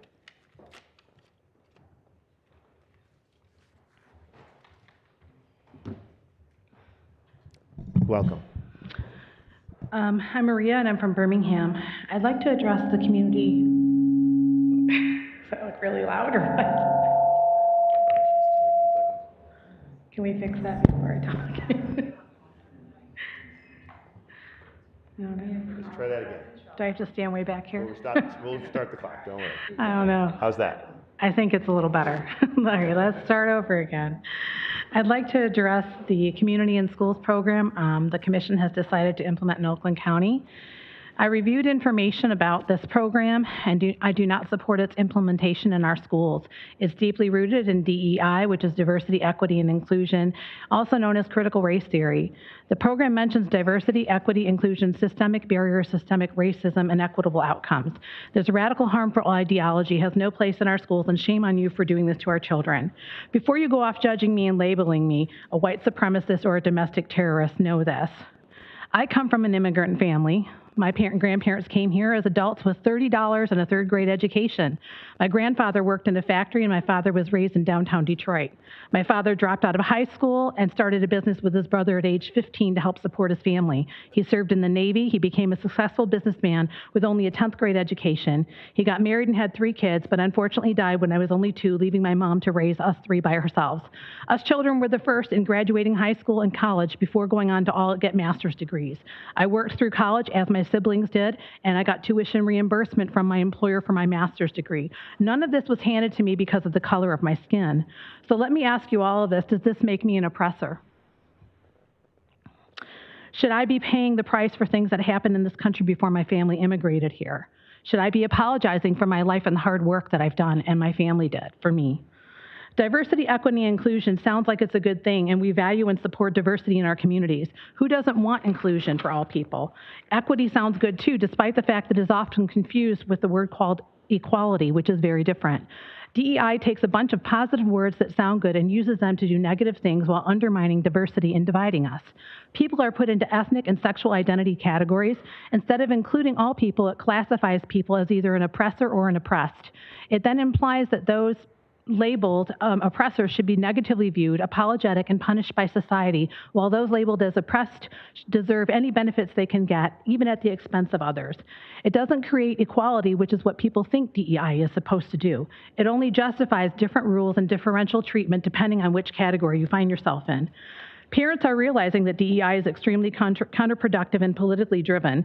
As parents have started speaking out against this harmful practice and ideology, they're being accused of being domestic terrorists, and the political agenda that you Democrats support is trying to seek federal action against us parents for our point of view.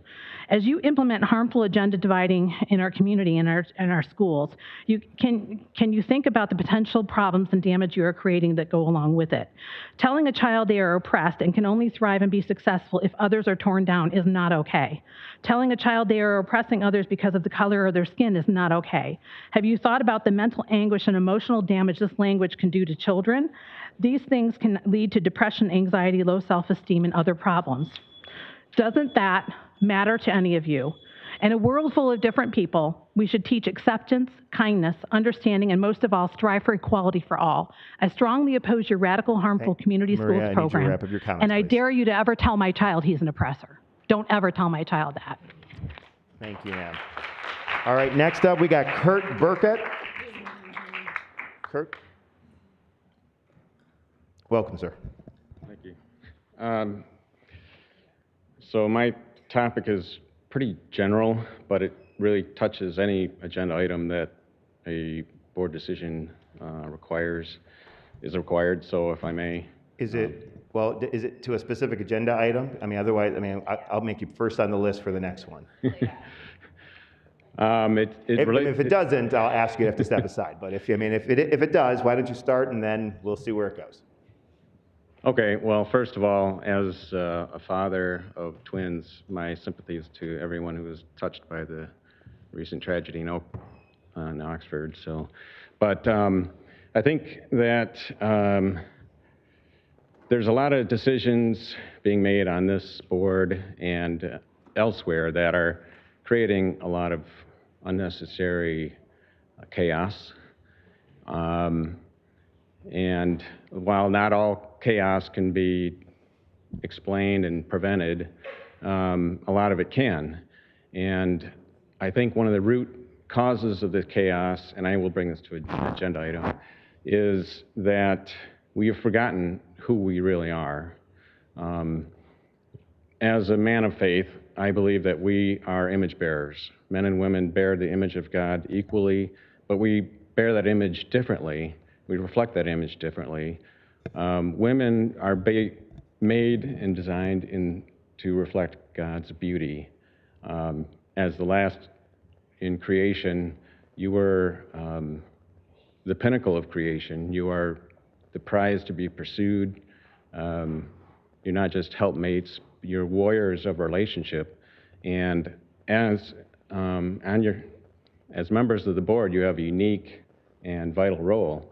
Men likewise are made in the image of God, but as women were designed to reflect God's beauty, men were designed to reflect God's power. And we're to use that power in the same pattern as our Creator, who in Genesis 1 moved into chaos and created order and beauty in life. So that we as men are to use our power and our authority to move into the chaos of life, the chaos of relationships, the chaos of politics. We are supposed to use our power to dispel Sir, chaos I need you to and create order and beauty in life. I mean, I hear what you're saying, you're setting it up, but this is the opportunity to speak to agenda items. Okay, I will do that.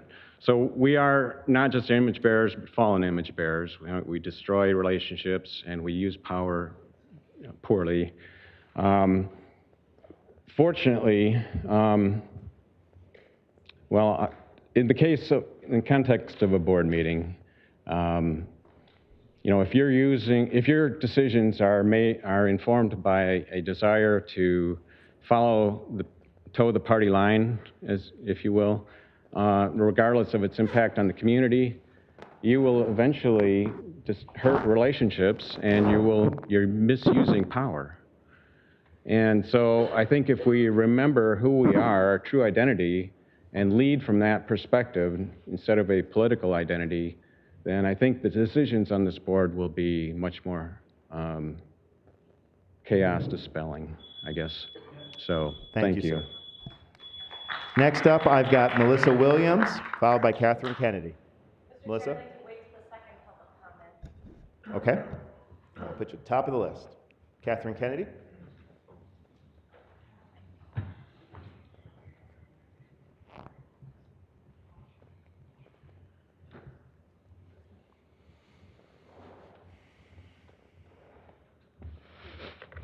Good evening, Commissioners.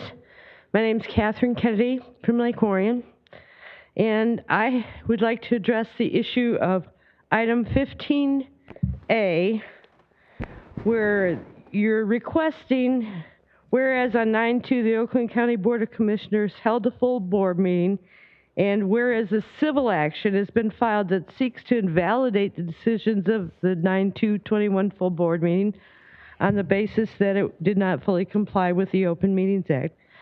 And what this resolution is trying to say, that it actually did comply, and we're just going to vote ourselves in as if we did it right the first time. The minutes for this meeting still do not include, for the record, the 1,874 pages that citizens submitted at the direction of the clerk, that as long as they were received by noon on September 3rd. That's an awful lot of people that voiced their opinion in writing in a very short time on a business day by noon.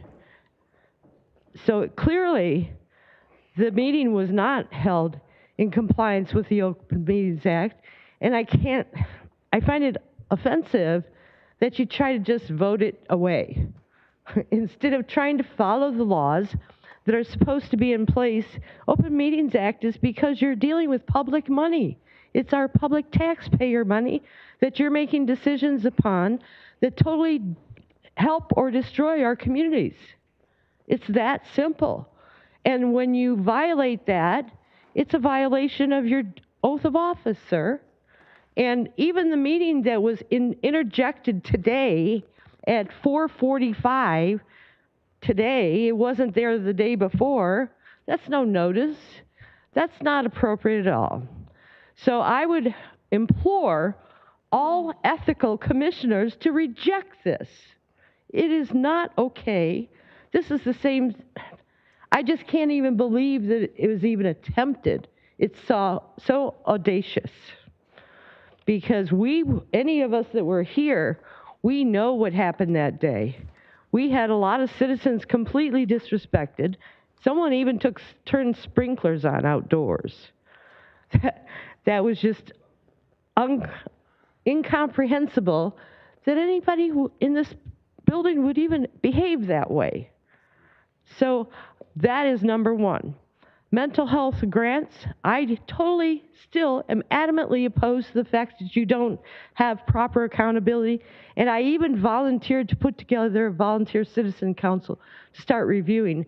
I think it's completely inappropriate for United Way to be administering the grants and improperly administering at that.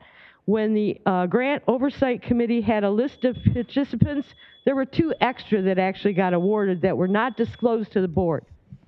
So you need to look into that. Thank you. Thank you, Ms. Kennedy. Next up, Heather Smiley, followed by Mike, I think, Stager. Heather?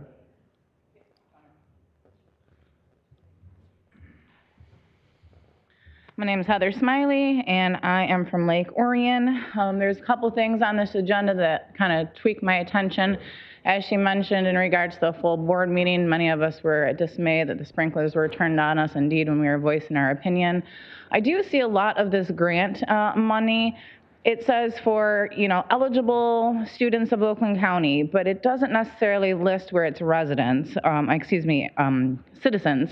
I also know that you've got the airport, which is a fiasco in itself. We don't know who owns it, where we're paying our money. I don't know who Joe's Automotive is, who technically is getting our checks of $12,000 every month for this particular location at the Pike Street. I feel that a lot of this funding with the, Together coalition kind of thing is really just a way for immigration to sneak them into our county. In regards to the mask mandate, there was a bunch of hootenanny that went on that particular meeting as far as the computers not working. One vote was missing. I know one of our Republicans went out for a snack. They snuck in a vote, so he wasn't even accounted for. That's kind of garbage. As far as the, your transparency, I mean, that's just laughable, really, in regards to that. It is very difficult to keep up with you guys when we have a full-time job as well. And then there was one more thing. So much stuff I disagree with. I don't think I have enough time for a lot of these things. Help me out. What was that last thing? Oh, yeah, I think we covered the sheriffs because we got the 3 years. I was a little concerned, though, when I was in the meeting prior that it's 3 years, but possibly can be reduced with a meeting. I think we still need to figure out the details in regards to that. I feel funding our sheriffs is very important. My heart goes out to, your community, to my community as well. My children lost friends, actually, in Oxford because of this. I really think we need to step it up as far as people, as far as parents, as far as individuals. I think with the DEI that's being brought into our school, there are three things that need to be brought back, and it's GOD. If we actually abide by the Lord, love thy neighbor, honor their parents, treat others as they would like to be respected, or as they like to be treated.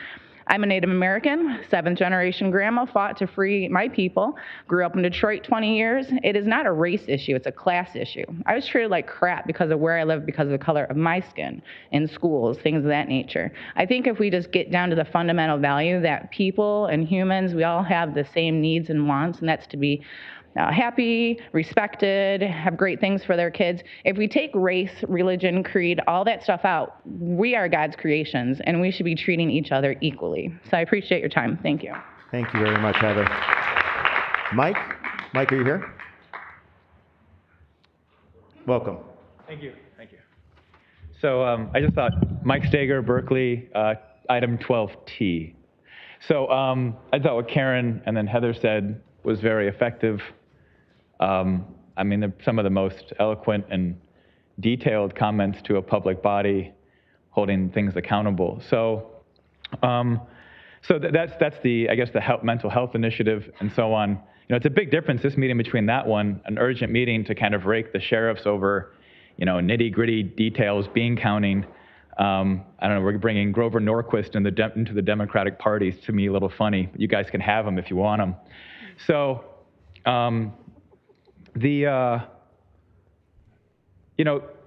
your approach to mental health may be completely opposite to mine.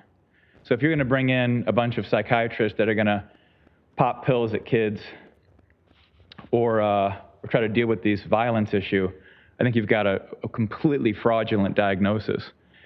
The biggest crisis in the planet today The biggest crisis facing mankind today, which is what children think about. It's there. I'll give you one guess, and it's not COVID, and it's not climate change. It's actually the fertility rate. It's collapsing.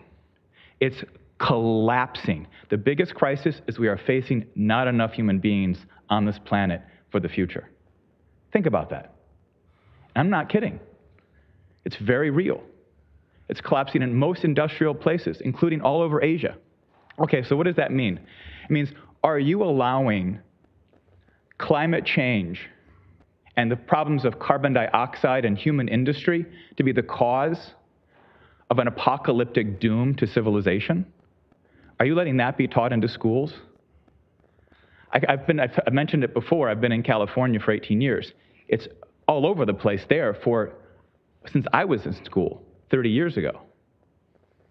Are you allowing this idea that the problem is overpopulation implicitly by saying there's too much energy or industry? We got to shut down, we got to build these ridiculous windmills? It's ridiculous. It's a complete scientific fraud. But if you push that for decades, which it has been, it's a cult, it's a death cult, it's pushing depopulation of the problem of overpopulation when the real problem is underpopulation. And then you introduce a new fear, right? That you couldn't scare kids enough. Paper bags, plastic bags, paper bags, plastic bags, paper straws. This is bizarro behavioral manipulation, bizarro. But none of that doesn't seem to be working because people like people. They like their families. They want to grow. They want to develop. They want to create jobs. They want to do something. Then you introduce COVID, and you're scaring the kids to death. Masks don't work. Bangladesh study, complete fraud.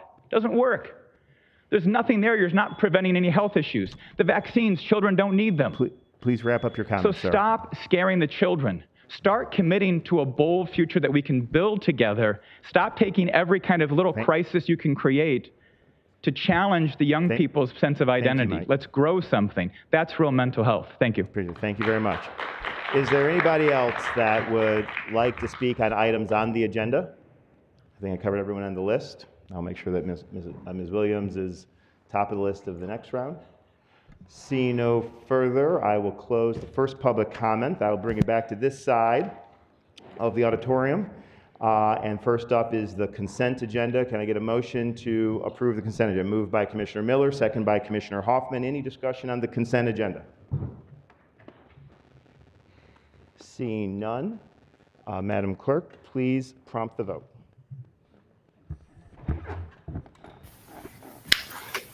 Charlie Cavell votes yes. Wait. Commissioner Cavell, did you have a? No, I was calling on him for his vote. He has to vote Oh, I'm sorry. verbally. Commissioner Cavell on the consent agenda? Yes. Thank you.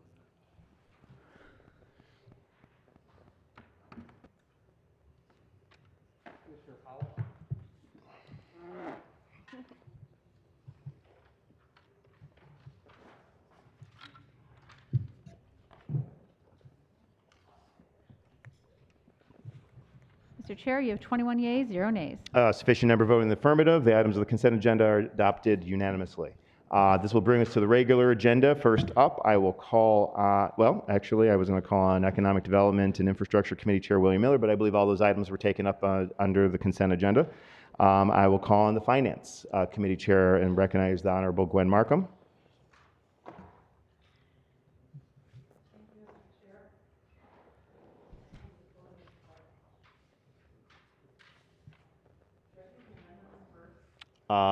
You'll move the item first, and then we'll take up the amendments.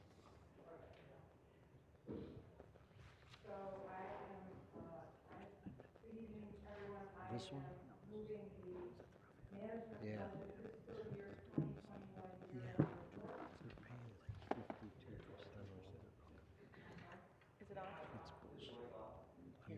Yes, it is. Good evening, everyone. I'm for the Finance Committee. I am moving the item 14A, the Management and Budget Fiscal Year 2021 Year-End Report. All right, moved by Commissioner Markham, seconded by Commissioner Miller. I believe there are a couple amendments. Correct. So amendment number 1, I will move amendment number 1 which. Does everyone have it in their packet? Where is it? Can I- Yeah, it Amendment? didn't show up at It first. should, but- yeah, it should show up as amendment number 1 under the first the item item, on yeah. the fiscal. Yeah, It starts they off, whereas the corrected it. fiscal year 2022 budget Just refresh amendment your pages is if you don't recommended, have it. setting an amount of 2.25 million. I'll support. Moved by Commissioner Markham, supported by Commissioner Spiz. Is there any discussion on the amendment? Commissioner Hoffman. Thank you, Chairman Woodward. Of the amount of this settlement, do the attorney fees come out of that amount, or are they above and beyond that amount? And I'd be curious to know how much the attorneys were receiving. The resolve of the Raffaele case, I think what you're talking about, that this is actually separate litigation that is related to other properties that are not part of the Raffaele case. So I believe, I mean, if it involves lawyers, I believe that it involves lawyer fees that would be part of this, but we haven't settled into an arrangement yet. This sets the money aside that we could be able to use to pay such a settlement if we can reach it.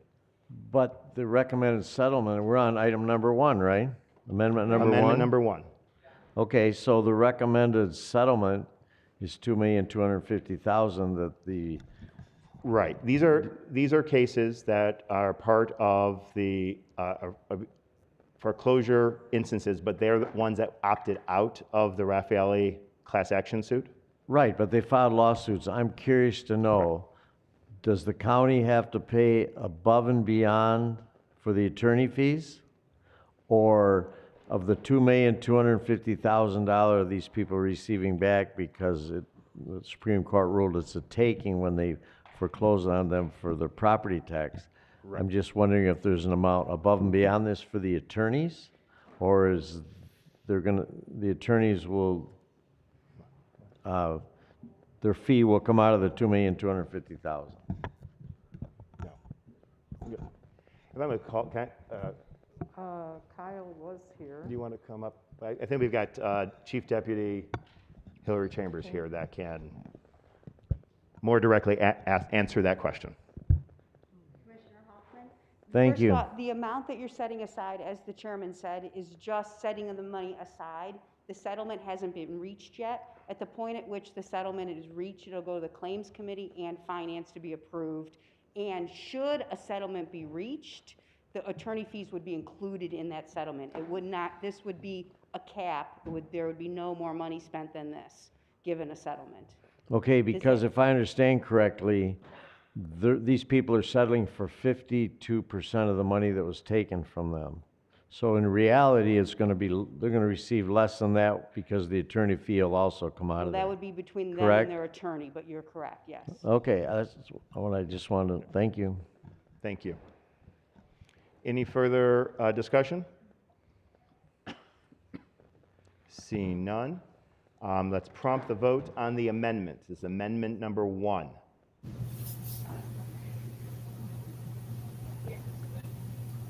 Commissioner Cavell on Amendment 1? Yes. Sorry, we couldn't hear you. Yes.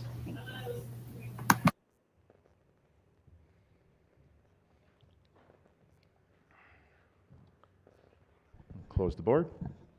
Mr. Chair, you have 21 yeas, 0 nays. A sufficient number voting in the affirmative, the amendment passes. Brings us back to, I think there's another amendment, so I'll call again on Commissioner Markham. Thank you, Mr. Chair. Yes. Amendment number 2 is basically to set aside $5 million from the general fund in the category of non-economic budget risks, $5 million to a new fund to be used for Oakland County's Oxford response. And that is being set aside as an assignment at this point in time. $4,400,000 is being set aside and assigned for that. $600,000 is being appropriated tonight by this resolution for the prosecutor's office to have some security and temporary emergency personnel expenditures. So we will be appropriating $600,000 of the $5 million tonight and setting aside the other $4,400,000 to be worked out in the next few weeks in more detail. But I just want to say this. I want everybody on the commission and everybody listening, it is absolutely our intention to provide whatever we need to do to support the Oxford community. I support. Absolutely. Moved by Commissioner Markham, supported by Commissioner Spiz. I would just comment, I know that there's been a lot of work to figure out the additional capacity the prosecutor needs to do her job to ensure that justice is held.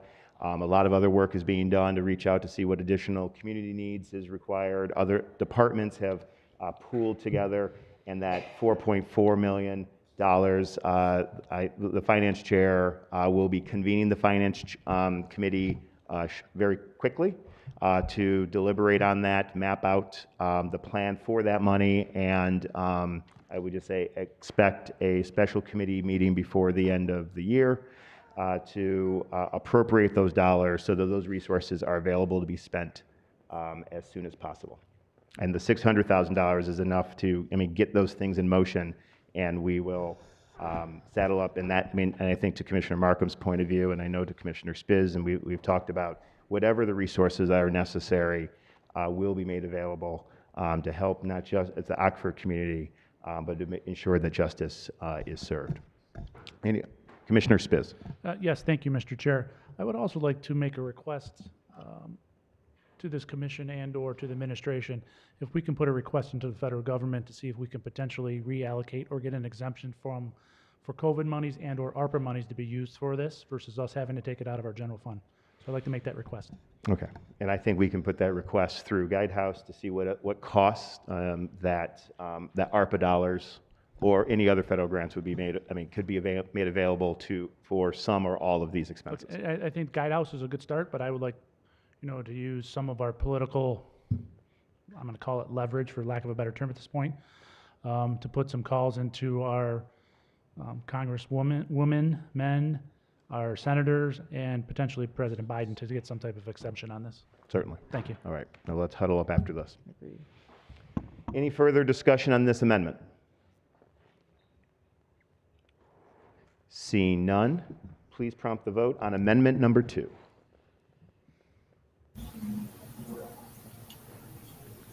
Commissioner Cavell on Amendment 2. Yes. Thank you.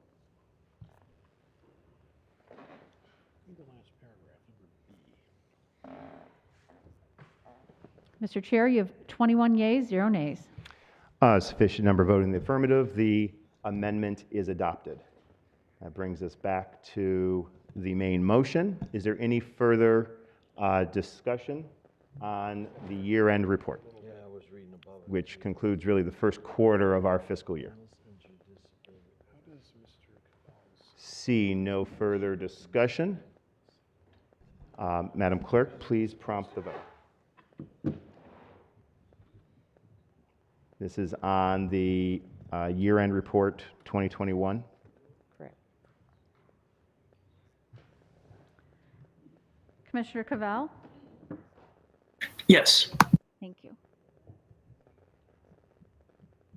That's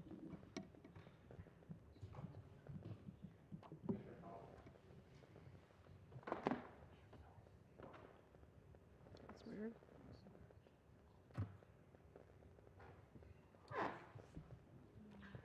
Mr. Chair, you have 21 yeas, 0 nays. A sufficient number voting in the affirmative. The resolution is adopted. Thank you, Mr. Commissioner Chair. Markham? This concludes the report of the Finance Committee. All right, thank you, Commissioner. So we'll move us to the Legislative Affairs and Government Operations Committee, and I will call on the Honorable Commissioner Kristen Nelson. Thank you, Chairman. I have 4 items on the regular agenda. The first is a resolution titled Reenactment of Decisions at the September 2nd, 2021 full board meeting as set forth in the official minutes. Mr. Chair, I move the adoption of this foregoing resolution. Moved by Commissioner Nelson, seconded by Commissioner Markham. Any discussion? Seeing no discussion, Madam Clerk, please prompt the roll, or prompt the vote.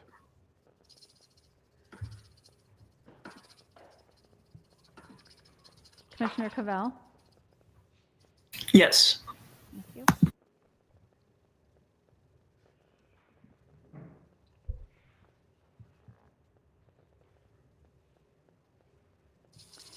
Mr. Chair, you have 11 yeas, 10 nays. A sufficient number voting in the affirmative. The resolution is adopted. Commissioner Nelson. Thank you, Mr. Chair. The next item is a report from the Legislative Affairs and Government Operations Committee to the board recommending the confirmation of the county executive's appointment of Ed Joss as director of the Facilities Management Department. And Mr. Chair, I move acceptance of the foregoing report. Moved by Commissioner Nelson, seconded by Commissioner Spiz on the confirmation of Mr. Joss. Any discussion? Seeing none, Madam Clerk. Mr. Chair, I believe Commissioner Cavell has a question. Commissioner Cavell. Thank you, Commissioner Nelson. Thank you, Chair. I just wanted to say Ed's going to be great at this job. I'm excited to work with him. Great. I agree. Any further discussion? Seeing none, Madam Clerk, please prompt the vote on the confirmation of Mr. Joss. I think you kind of already said it, but Commissioner Cavell? Yes.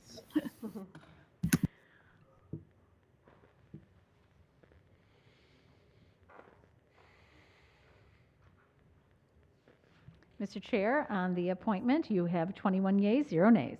A sufficient number voting in the affirmative. The confirmation is confirmed. Commissioner Nelson. Excellent. Thank you, Chairman. The third item is a report from the Legislative Affairs and Government Operations Committee to the board recommending the confirmation of County Executive's appointment of Charlotte Fisher as the Director of Public Communications. Mr. Chair, I move acceptance of this foregoing report. Moved by Commissioner Nelson, seconded by Commissioner Joliet. Any discussion? Commissioner Long. Is this a new position or is it a rehire or replacement? It is the department, the director appointment of the Oakland County Office of Public Communication. So it is a new position of a department that we created. I knew we created that department, so this is going to be the director of that This will be the first department. director of that department. Okay, thank you. Mm-hmm. Any further discussion? Seeing none, Madam Clerk, please prompt the vote.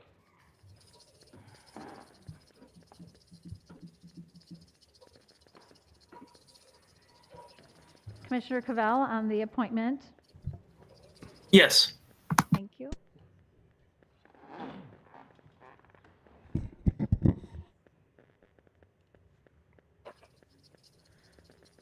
Mr. Chair, you have 19 yeas, 2 nays. A sufficient number voting in the affirmative. The confirmation is confirmed. The appointment is confirmed, excuse me. Commissioner Nelson, I think for the final item. Thank you, Chairman. The last item is a report from the Legislative Affairs and Government Operations Committee, which states the Legislative and Government Operations Committee, having reviewed the vacancies for the boards and commissions here mentioned, recommends the filling of the following vacancies. The first vacancy is Area Agency on Aging, which is a 2-year term ending on 12/31/23. And the individual is Ron Borngesser, older adult representation or representative. I'm sorry.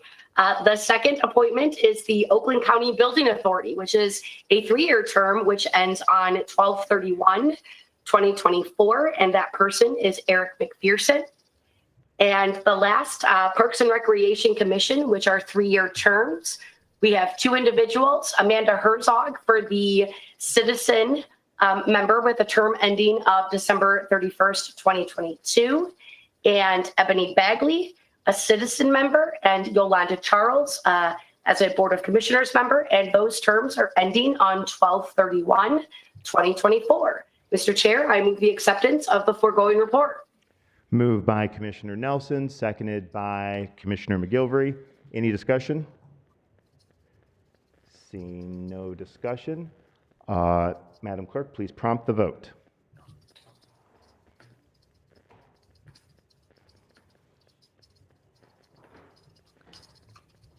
Commissioner Cavell on the appointments to various boards and commissions? Yes. Thank you.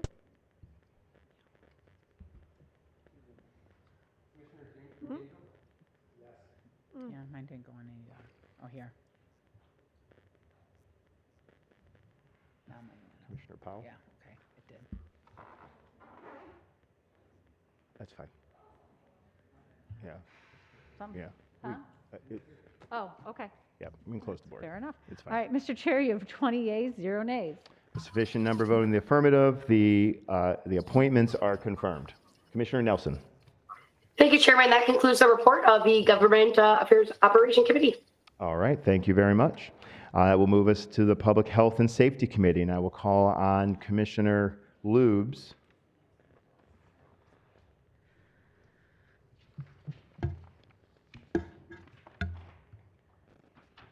Thank you, Mr. Chair. There are a number of items under public health and safety for tonight. I would like to combine items, What? items D so- through S when we get there. Yeah, well, yeah, when we get, Okay. yeah. So Okay, thank you. The first item is appropriation and authorization of American Rescue Plan Act Oakland Together School Mental Health and Wellbeing Grant Funds for the Community in Schools Initiative. Moved by Commissioner Lubes, seconded by Commissioner Charles. Well, Mr. Chair, there's also an amendment for this. Okay, there's an amendment here. Let's pull. So the amendment would add another city, the Mr. Chair, Mental if I may- Health and Wellbeing Grant Fund. Wait, hold on one Excuse second. Just 1 second here.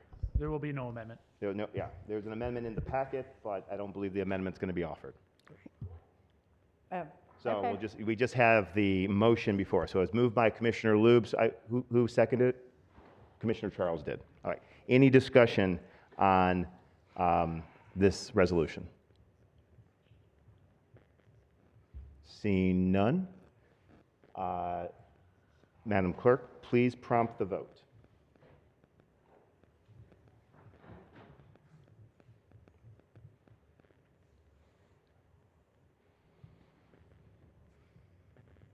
Commissioner Cavell on the resolution?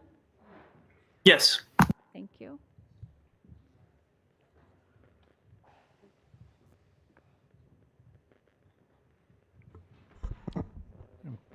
Madam Clerk, I did not get a prompt for the vote, but I'll be a yes. Did you, Mike? Yep.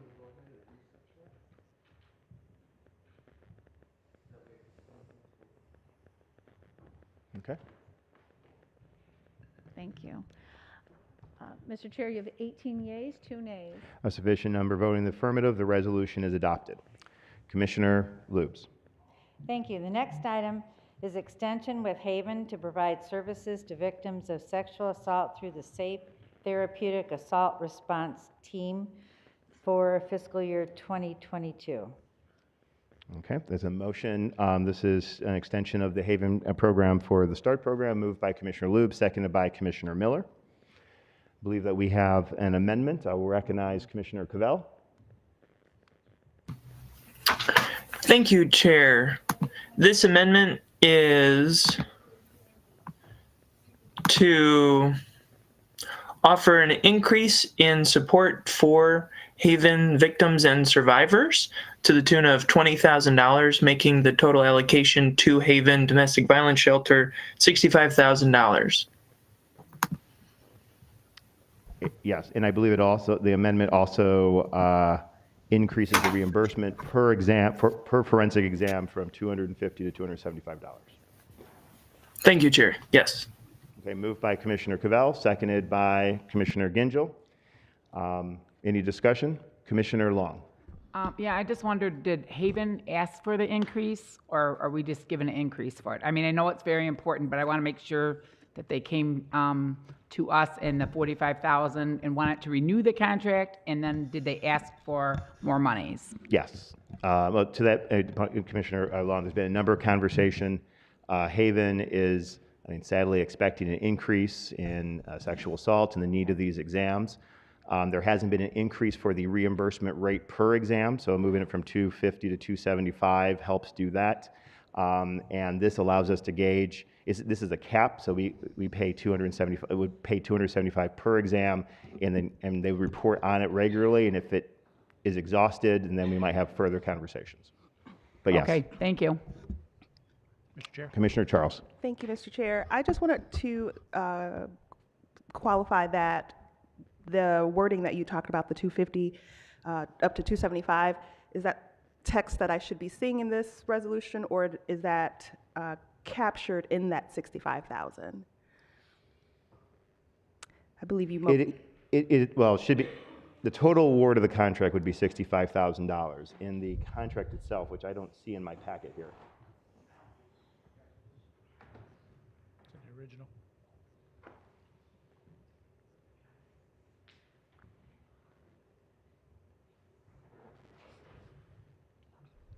One second. I'll pull it up just one sec. Haven Amendment. Amendment number 1. Amendment.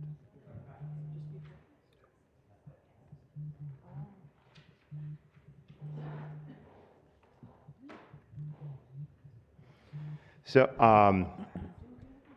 by increasing the amount, I mean, I guess we could, I mean, I don't see it spelled out in here. Corporation Counsel is going to renegotiate the account and redevelop the account. It would be in the actual contract itself on the rate of reimbursement, which is currently $225. I'm confident that it will be able to be reflected in that. 225 or 250? Thank you. Did you say 225? Any further discussion? Commissioner Spiz. Yes, Mr. Chair, I'm a little confused with this. And it's not really about the dollar amount, it's more about when did they ask? Because if you look at our packet in the original motion, the contract that's actually in there is from 2020. Do we have an updated contract? And when did they ask for the increase of $20,000 and going from 250 to 275? I'm just curious, because it's hard to tell by what's in the packet of when everything transpired. The date of the request, I mean, I know I personally participated in a conversation trying to come up with an amount that's comfortable with. I mean, it's been brought, I believe it was discussed in committee. Commissioner Cavell, can you enlighten our colleagues? Yeah, so thank you. Commissioner Spiz, great question. So back in, I believe it was October, this came before PH&S committee, and in the board packet, they gave us information that showed that there was an increase month over month on assaults and intimate partner violence incidences and rapes that needed to be examined. And so as a part of that, when they were giving their presentation, they said that the $45,000 that the county has been giving them for the last 3 years was nice, but that they've seen a huge increase since COVID and that they don't see that subsiding anytime soon. So that was back in committee where they noted that that there's an increase in need and demand for their services. And then follow-on conversations happened. And part of what they need money for is, just to drill a little too deep for you if this is, but each exam costs roughly $1,425. The state offers $1,000 in reimbursement. The county offers $225 in reimbursement, and then they fill in the gap. But those rates are all automatically behind the demand because it is a reimbursement. So what they've seen is, since COVID has increased their numbers from something like 200 exams needing to be done to now what they're expecting to need is 325 exams needing to be done this coming year, they're falling into a lurch. So this is to help reset this contract that has not been increased in several years. Thank you, Commissioner. And I may just add that this is not a grant. This is a fee for service. This is a reimbursement of a partial part of the total cost of the forensic exam that has virtually 100% conviction rate in the law enforcement piece. Commissioner Spiz. Just a point of clarification. I've heard 250 to 275, and then I just heard 225 to something. What are we going up to? What's the current number, and what are we going up to per case in reimbursement? I'm going to say this, and then I want Ms. Owen to confirm. The existing contract, I believe, is $225 per exam, and this would move it to $275. So it's a $50 increase per exam. Thank you. Thank you. Any further discussion on the amendment? Commissioner Cavell. Commissioner Cavell, go ahead. On the amendment. Thank you. I just wanted to say, especially since Hillary Chambers is or was in the room, it was really fun working with her and the team, and I appreciate and applaud Chair Woodward on helping shepherd this through. So I appreciate the teamwork that we all had. This was very worthy, and thank you for making the time. Thank you. Seeing no further discussion, Madam Clerk, please prompt the vote on the amendment.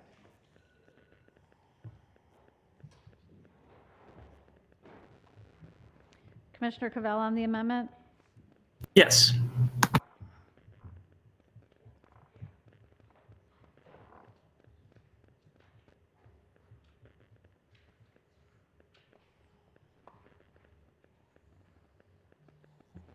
Madam Clerk, I'm a yes also. I just rejoined the meeting, so hopefully the prompts start coming back through. Thank you. Commissioner Gingell, yes. Thank you.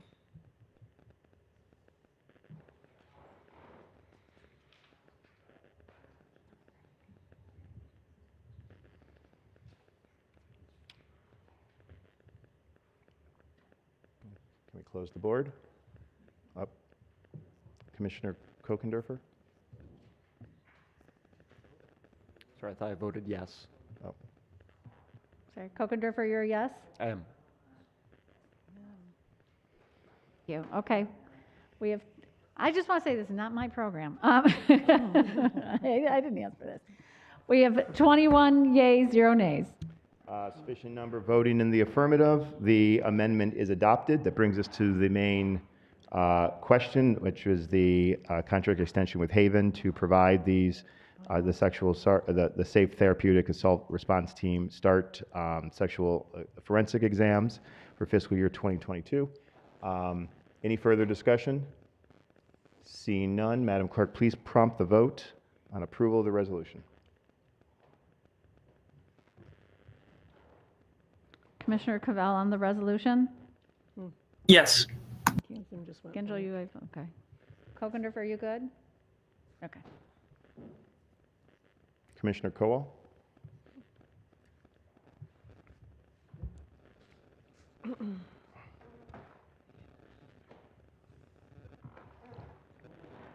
Mr. Chair, you have 21 yeas, 0 nays.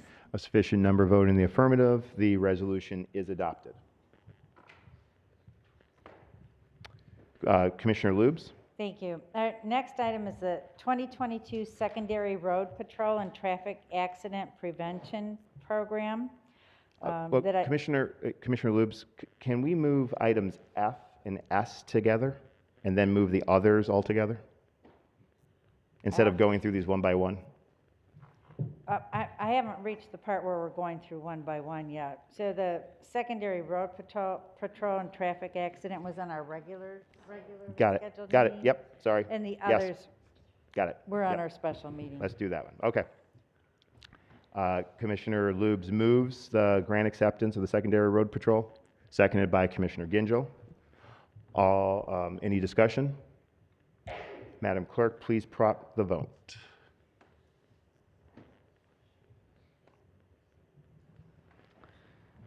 Commissioner Cavell on the Secondary Road Patrol? Yes. Thank you.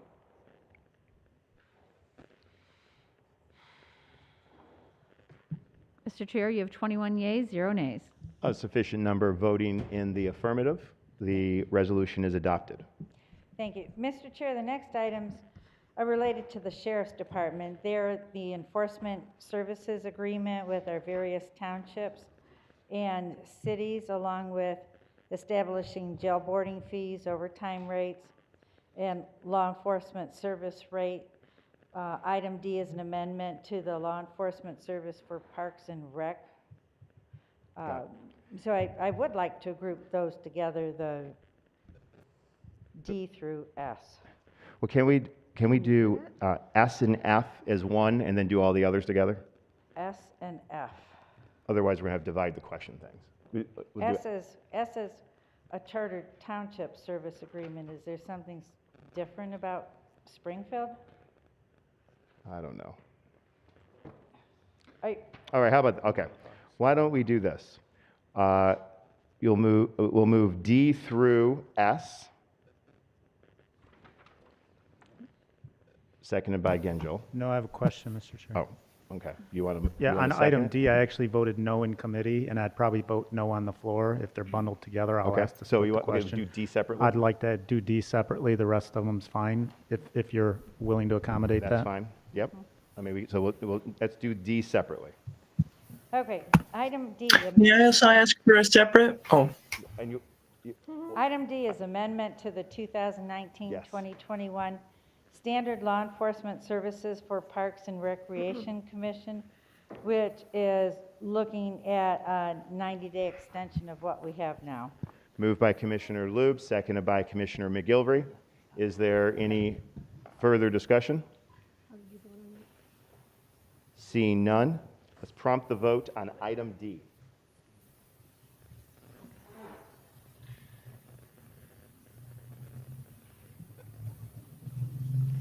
Commissioner Cavell on the law enforcement for Parks and Rec. yes. Thank you.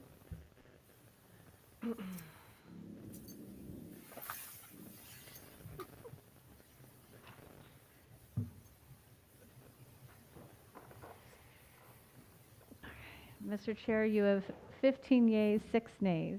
A sufficient number voting in the affirmative. The resolution is adopted.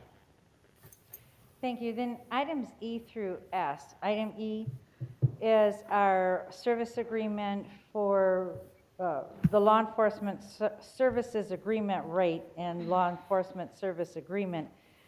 F is the overtime rate. G is establishment of jail boarding fees. H, the service agreement with Addison Oaks. I, service agreement with Brandon.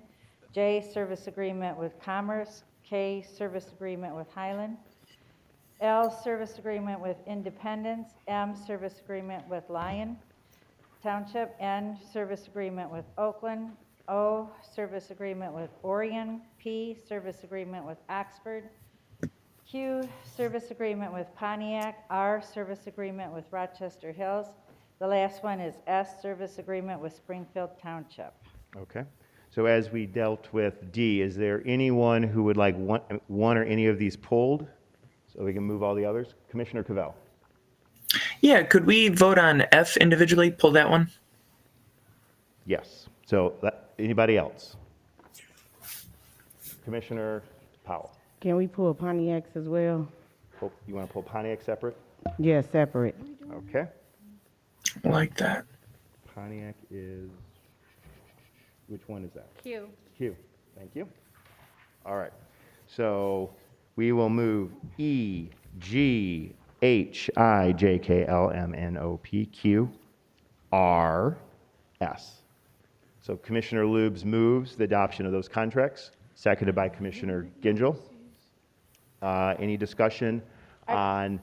Chair, are we going to move Q and S off for their request? So then it would be up through P and then R. We're just removing F and Q. Okay. We're just going to remove F and Q. We'll move all the other remaining ones, and then we'll take up F and Q separately. Okay. So we're not voting on every one of these individually. Okay. Any discussion on all the other ones? Seeing none, Madam Clerk, please prompt the vote.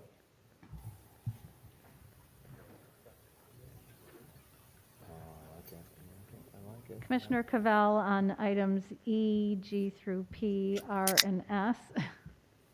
No.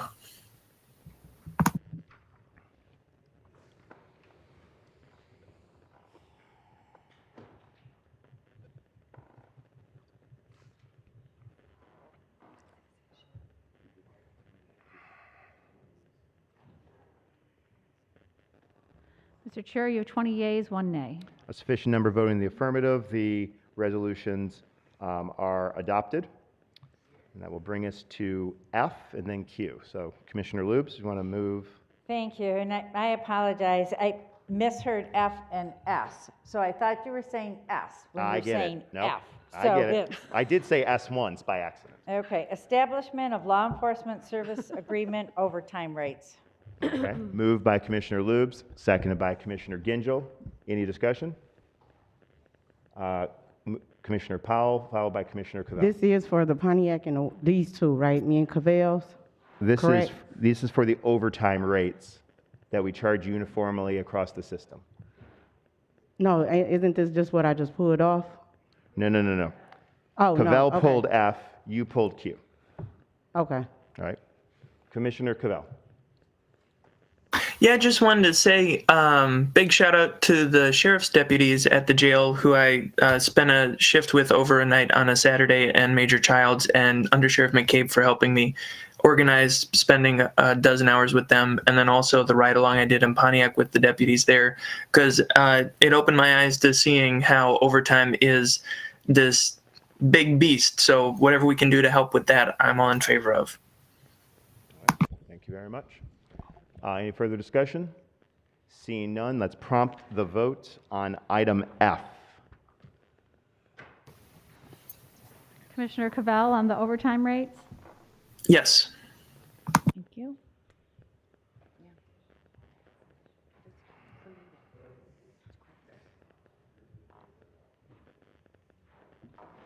Mr. Chair, you have 21 yeas, 0 nays. Sufficient number voting in the affirmative, the resolution is adopted. That leaves one left. Yes, our last item, the standard law enforcement service agreement with the city of Pontiac, January 1st, 2022 through December 31st, 2024. Moved by Commissioner Lubes, seconded by Commissioner Powell. I have something to say, though. So I Commissioner just Powell. want to make note here. We have a whole new mayor and council coming in the new year, January 1. And I have had past discussions with our current council. There are some things that they were concerned with in that contract, and I don't even know if they're going to pass theirs before 12/31. So even though we are in support of it as a commission today, that's why we're voting, I just wanted to put that on note that that new council and mayor probably will try to discuss things moving forward. And I just wanted to put that on all our notes. And it was asked from the current council and the future mayor that I address that in my comments tonight. So they want a contract. They're not against, but they want to discuss certain things in it. So I just wanted to put that on record, and now we can take the vote. Right. Thank you, Commissioner Powell. Commissioner Nelson. Thank you, Chairman. In light of the comments that Commissioner Powell just shared, is it a matter of, I know that in the second whereas clause in the or the second to the last whereas clause, it does say, whereas the city of Pontiac has expressed interest in entering into a new 3-year contract. Should that be struck out?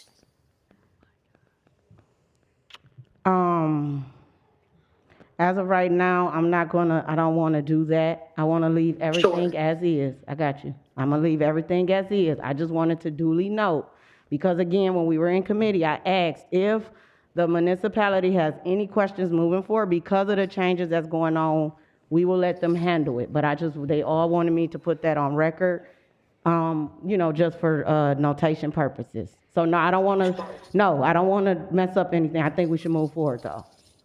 Okay? Okay, thank you for the clarification. Thank you for asking, Commissioner Nelson. Thank you, Commissioners. Commissioner Gingell. Thank you, Mr. Chair. I just want to support Commissioner Powell's statements, but what we're doing is adopting a contract language from the county's perspective. The individual municipality, I'm assuming, will take a vote of their council and will have to choose to enter it before the contract becomes binding in any form or fashion. So, I mean, I think they have the ability to discuss and work through their items with the sheriff, so I support Commissioner Powell's position. It makes total sense to me.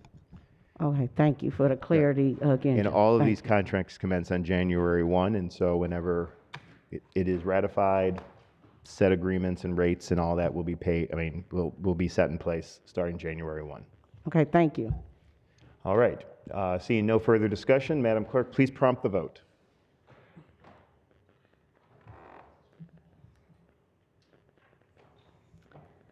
Commissioner Cavell? Yes.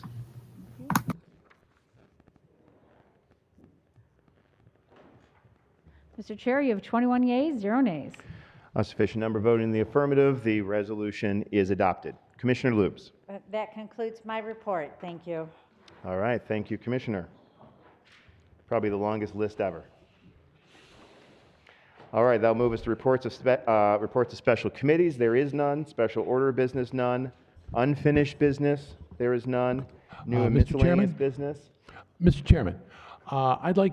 Commissioner Moss. Thank you. I'd like to return to the issue that I brought up at the beginning of the meeting about the qualifications under the Open Meetings Act of the participation of Commissioner Cavell. If you think it would be best to do that at this point or in public comment, I defer to your judgment. Public comment. Thank you. I don't believe there's any new and miscellaneous business or resolutions. Seeing no one making a motion, we'll move to announcements. I think one announcement that I'll make, that as a board we will need to schedule a special, a special board meeting so that we can appropriate the monies that we set aside in the resolution, in the year-end report, to ensure that all our departments, especially the prosecutor's office, has all the resources that it needs to move forward. So be looking for that. Hopefully we'll have that scheduled no later than Monday, and we'll work at a time that works for everybody. Any other announcements? Seeing none. This will bring us to the second public comment of the evening. I will start with the one person I had here, and I'll go through this list. This is an opportunity from any member of the public. Actually, I'll come back to the order I'll start. To speak on any topic under the sun. We ask that you keep, again, your comments to 3 minutes. Please direct your comments to me. This it is our practice that we don't engage in Q&A, but we want to afford everyone the opportunity to address this board. We have a clock up here to help keep the timer. If you hit your 3 minutes, we will I'll kindly ask you to wrap up your comments so that everybody can speak. I'm going to call on Commissioner Moss first, and then I will move to Ms. Williams. Commissioner Moss. Thank you, Mr. Chairman. I'm looking at the Open Meetings Act, which is MCL 15263. I'm looking specifically at Section 23 about the, I believe, the circumstances under which a board member can participate remotely. I think the pertinent section says establish following procedures to accommodate the absence of any member of the public body due to military duty, a medical condition, and it's a very long paragraph about statewide or local state of emergency, disaster, etc. Don't think it applies. I understand that there are members of us who've had medical conditions and they've disclosed it, and they're perfectly acceptable. I would like to wonder what the medical condition is of Commissioner Cavell. And the reason why is that there have been a number of votes that have been decided by one, and I would certainly hate for the actions to be invalidated as a violation of the Open Meetings Act, that we would have to maybe redo our vote, as we have already redone the vote tonight. And I'll have to redo that one as well. So I'm requesting the specific medical condition that necessitates the remote participation of Commissioner Cavell. Thank you. Thank you very much for your request. We'll be working with Corporation Counsel to assure that we are in compliance with a reason for someone meeting remotely. Next up, I got Commissioner Williams. Not Commissioner Williams, Melissa Williams. Let's do it. Hello, my name is Melissa Williams. Welcome. Shh, everyone. Hello, my name is Melissa Williams, and I'm from West Bloomfield. Good evening, commissioners. As you may or may not have heard, federal courts have ruled all OSHA and CMS mandates to be illegally promulgated, therefore are not enforceable. In addition, the federal courts ruled that these regulatory agencies do not have the statutory authority to create such overburdensome and unconstitutional mandates or to enforce them on the public as they are arbitrary and capricious. Any business, school, hospital system, county health department that is enforcing these overreaching and unconstitutional mandates is putting themselves at serious risk of liability, as they are 100% liable for any illness, injury, death, or damages that happens to any individual as a result of workplace mandates, and they do not have a legal defense for enforcing mandates that have been ruled to be a violation of an individual's constitutionally protected rights and liberties. Commissioners, I did not come to just complain or bring a grievance. I also came to bring a solution tonight. Administrative professionals like those in the education sector or the county health department have the ability to have their exposures reduced if the school systems would implement engineering controls through dilution and destruction technologies. An example would be the installation of a product called the iWave Air, an air ionizer which is installed on a facility's HVAC system. This engineering control can kill up to 96% of pathogens, allergens, mold, viruses like COVID-19. It is to be installed in it can be installed in numerous businesses, schools, prisons around the country, and is already being done. Any decisions regarding financial spending in the Pandemic Response Committee this morning were based on current, ineffective, and some illegal COVID protocols. Some of the staffing crisis and increased spending are because of these protocols. We, as citizens of Oakland County, would like to request that an industrial hygienist of the public's choice, court-appointed and certified in PPE, an expert in the analysis of the hierarchy of controls, actual PPE experts, come to the county and audit what we are doing in response to the pandemic and determine what we actually need and what we're going to spend money on.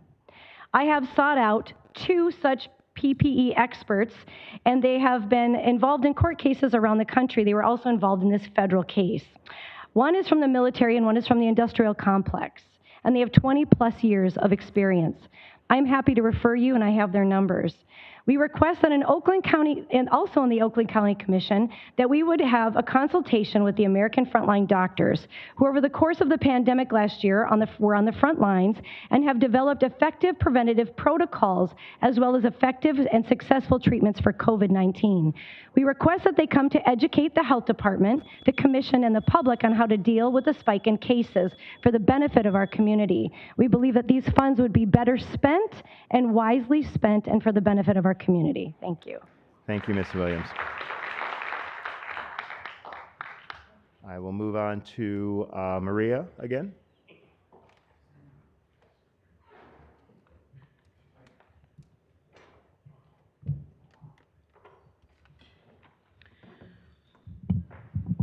Okay, I'm Maria from Birmingham. I'm quite fed up with the obsession over the scamdemic and with the Fauci-manufactured COVID. It's time to all of you stop this diatribe and do something about the real problems in our county schools.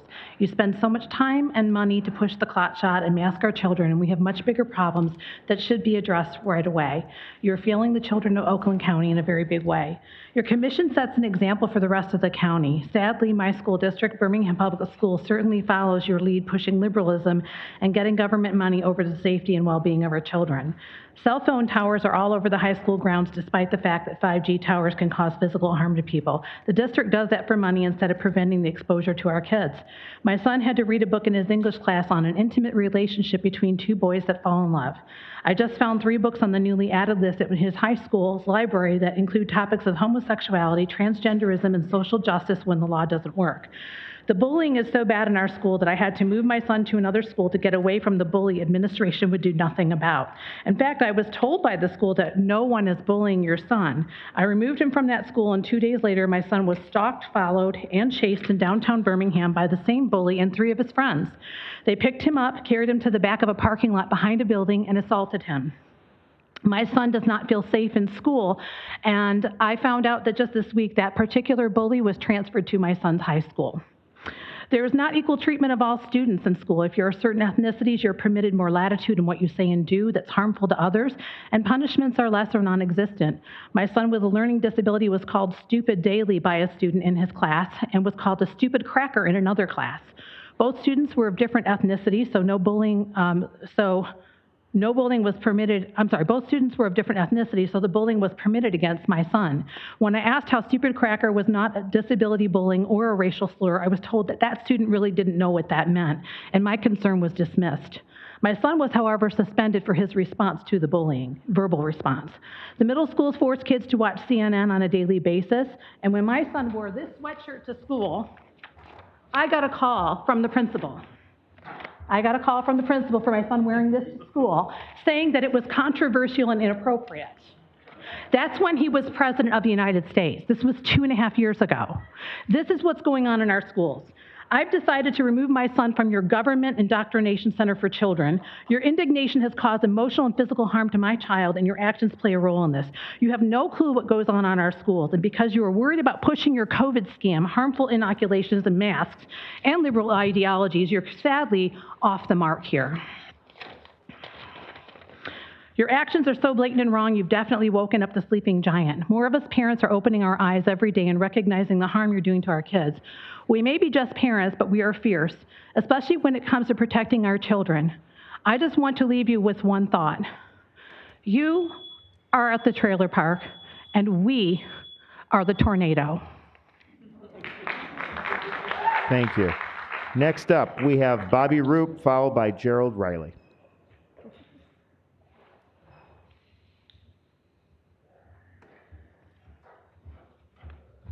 Bobby Roop, Oxford. I want to say I lived most of my life growing up in a trailer park, and I feared tornadoes. All that to say, I did survive, thankfully. But yeah, man, I don't know what to say. I just feel like I need to be here tonight. It's been a long, tiring week, as Mr. Spitz said. Been in the trenches a lot this past week. Just trying to help people. And, you know, if you guys remember the last time I spoke, I was just saying, you guys just listen to the parents. I think the time before that, I tried to talk about crossing these aisles a little bit. And I guess the only thing I can think of right now is we just have to set aside the politics stuff. Look, the trauma that occurred in Oxford High School can happen anywhere. It wasn't about race, it wasn't about gender, it wasn't about politics, it was about nothing other than just hate. And, you know, I've got cousins in that school, I have friends and family that work in those schools. About the same time he received the text messages and calls, it was 1:05 p.m. I got a text from my wife saying that there was kids hiding under desks, fearing for their lives, that there was an active shooter. And all I could think of was my little children. And I know that's kind of selfish of me, but man, this is a reality for whatever reason, you know, and it can happen anywhere. And all I can say, we're going to this Christmas season, as Mr. Spitz said as well, we should be joyful. We should be coming together. I mean, if you look at what Oxford, it's become the city on the hill of just the outpouring of love and all the people. It doesn't matter. I don't ask politics or age or gender or race, religion, anything like that. It's, do you need help? Yes. And I love you, and I'm going to help you. And we just need to, and you guys are kind of the leaders, right? The elected leaders in this county, and you guys are the ones that kind of pave the way for that. I mean, we've been trying, we have different things that we have, you know, agenda items that we care a lot about, and we're asking you guys to listen to those things. We've been talking about mental health for months. We've been talking about all these different things for months. And unfortunately, we've dealt with the worst of it. And you know, I hope that it doesn't happen ever again. I hope that there's something we can do to prevent it. I don't know that we can, to be honest. It's just extremely unfortunate that it happened to my people, my friends, my family. And I hope that you guys never have to experience what I went through that day. Friday night, I was there at the vigil as well. I had my little kids. All I could do was just tell them to lay down and stay still while thousands of people were rushing at us. And I went and made sure everything was okay, and I came back and looked at my son, and he just had tears in his eyes. And I dealt all night with students. The one girl, I want you guys to think of this, and I'll be done. This girl is a high school student, just said, I didn't think that I'd have to run for my life twice in 1 week. And that's what we're dealing with. So just please have compassion. You guys reach across these aisles, love each other. I hope that you guys have a great Christmas. Thank you. Thank you, Mr. Root. Gerald, followed by Steve.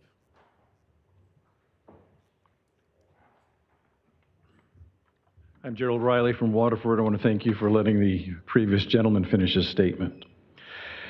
In the minutes allotted to me, Mr. Woodward, I would like to focus on one subject, and that is this Board of Commissioners under your direction regarding COVID and the vaccine. I've been following the vaccine issue for months now. To me, your stand is that you are in favor of everyone getting this vaccine. Because of your voting and how you have responded to your constituents about our concern regarding a ban on vaccine passports and the issue regarding banning medical discrimination in the county, your response to us is summed up in your statement, move on. So it would be fair for me to make a statement that you and your commission is in favor of a vaccine mandate and in favor of medical discrimination. I know you can't answer these questions or statements, but if this is not your stand, please let us know, because these are the talking points that I will be using when I campaign for you. It doesn't make much sense what is happening in this country, state, county, and the world. We have been subjected globally to a man-altered virus that has been designed to eliminate the elderly and people with severe comorbidities. 40 years ago, I remember a man speaking that there will come a time when our country will be willing to do a thing called euthanasia, basically killing the old people. I can understand communist China eliminating millions of their elderly population, the non-productive people, the drain on the economy, but I am stunned to see this happening in this country. Yes, COVID-19 is real, people have died, and it is contagious. But when 99.8% of this survive this virus, and our government bans known and proven cures for the virus, there is something wrong with this picture. Then our government puts out a vaccine, alleged vaccine, that is supposed to make everything right. A vaccine that doesn't even work. What's happening in New York, I don't want to happen here. The mayor of New York, Mayor de Blasio, has put out a vaccine mandate where 184,000 private sector employers must get vaccinated. All workers must get vaccinated, and children under 5 and above must get vaccinated just to go into a restaurant. And I need to quote from Dr. Zeke Emanuel, one of Blasio's counterparts, quote, "Getting the unvaccinated vaccinated is critical to us getting control. We know they won't do it voluntarily," unquote. Just because 70% of Oakland County may be vaccinated, it doesn't mean 70% agree with any mandate of the vaccines.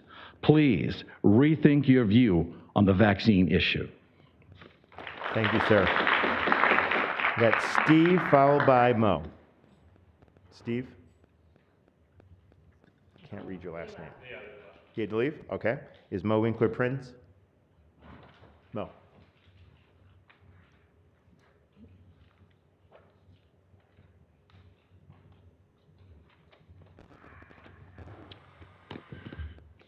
Let me start by saying that I am moved by the motion in the room tonight.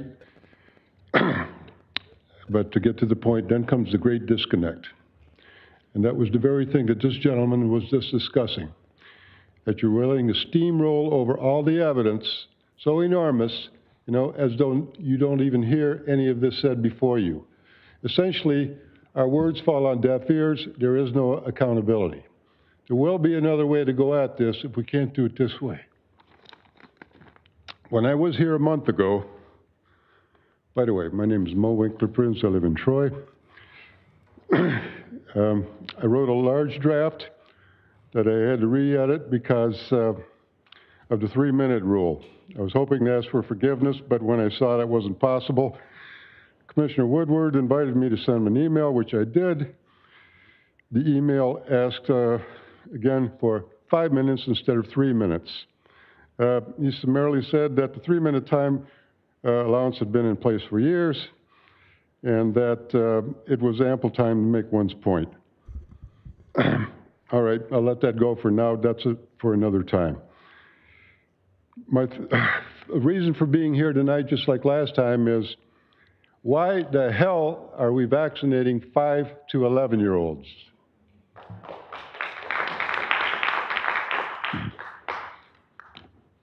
The risk of mortality for that age group is good as nil.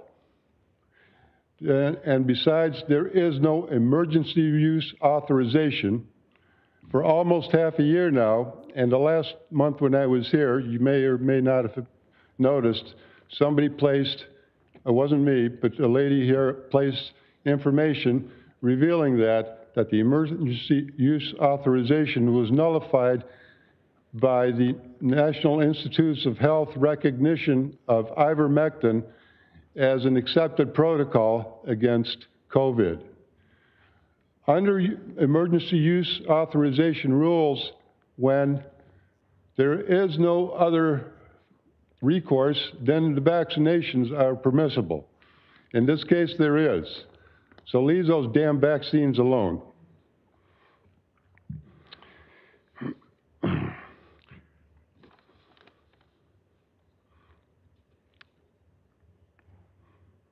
This matter is so upsetting to me that I can barely keep my composure, and forgive me for the lapses here. I know time's a wasting. I thought I had it all under control here as far as the order of things, but all right. A month ago, early this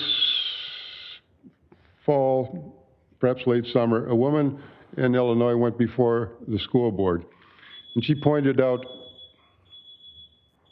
for another time, huh? All right. She pointed out that there was a... Sir, and you got to wrap up your point. All right, I will. A strong money trail that had infiltrated the school board system, revealing that in a small town of well under 10,000 people, almost $6 million had come in from the feds and the state in order to keep up the CDC's restrictions for COVID enforcement. That theme repeats itself throughout the nation. Even in Livingston County, we had a health commissioner admit that, yes, recently, in November, that was going at the same on. time as everybody else, and everyone else has respected the time. Thank you, sir. Deanna, followed by Susan.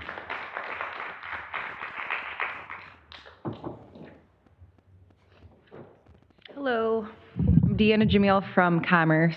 I've been saying Walled Lake this whole time, and I had to correct myself, so I'm from Commerce. Anyways, so first off, I just wanted to take a moment of silence for Oxford. The whole community is in my thoughts and prayers. I've met a lot of people from Oxford from coming to these meetings, and all I have to say is positive, good things about them. Been coming to these meetings now for 4 months. 4 months of you guys just not hearing us. All we want is a choice over my children that I carried for 9 months. They're my children. I'm against the mask mandates. They need to stop. The mask mandates worked, the COVID cases would be going down, and they're not. I just feel like we need to revisit ways to make sure that our kids are safe, especially emotionally. I can't help but think that COVID has played a role in the most recent violence that happened in Oxford. Kids already have to deal with a bunch of stress, add that on, and I just, it obviously doesn't make sense that the kid brought a gun, but I can kind of understand all the built up anger. Also, I just wanted to point out how silly the masks are. So the Troy tennis team was here, all masked up. You guys gave their little plaque. Oh, it's picture time, take your mask off.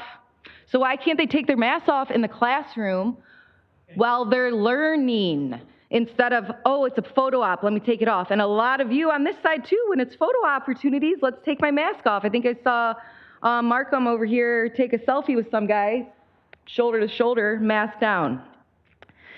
It's just a charade and just crazy. Like what was that? That's okay. I mean, still, All right. still, the mask, direct your comments to me. I'm just fed up with the charade of the mask and how political it is. This side always mask, this side not. It's ridiculous. Also, let's see. I know you guys probably at least the Democrat side isn't going to agree with this quote from Tucker Carlson, but mass strip people of their identity as individuals, transform people into drones, which we also had that drone activity happen too, so that correlates, they isolate us and alienate us to shut us off from one another. They prevent intimacy and human contact. If I can't see your face, I can't know you. Again, I have 2 children. Luckily, I'm able and blessed to homeschool them, and I thank God every day, and I am validated by my decision every day to be able to do that, because I pray for the children, especially 5 and under, that are in fear of their lives, fear-mongering on them, that they're going to get their grandparents sick, that they're going to pass on this deadly disease, and probably bribing them also to get the vaccines. I think just recently in California, a teacher was bribing a kid for a pizza party to get the vaccine. It just needs to stop. I hope you guys, again, I'm going to end on a positive. I hope you all have a Merry Christmas, Happy Hanukkah, Happy everything, and come back in the new year refreshed and do your job working for us, the people. Thank you. Thank you, Deanna. Susan Tompkins. Susan, yeah. Hi, I'm Susan Tompkins from Troy. I've spoken here before, and I'm back to talk pretty much about the same thing. But this time, first and most importantly, I want to let you know that I pray that the Lord our God will open your ears and soften your hearts to hear truth and shed light on the harm that is inflicted daily on our children. This includes masks, harmful ideologies such as DEI, and you must have all heard by now about the filthy books in our public school libraries. At a Troy board meeting, somebody made a big poster and they put it on a tripod and they held it up so only the board could see it because they didn't want any kids to see it. They were actually asked to take it down because it was offending the board members. However, we have this in a library in a public school. What has happened to our schools? It's criminal. So this week I was trained on restraint and seclusion from the district attorney where I teach. It was clearly stated, along with other crazy things, that we cannot in any way hinder children's breathing with a restraint. For whatever reason, that's being ignored. I know y'all have heard that before about the regulation that stops that, and I don't know why it's okay to hinder kids breathing when it's in the law that we can't. So last time I spoke here, I asked that some of you go into the schools and look around and ensure that you're comfortable with what you're advocating for with masking.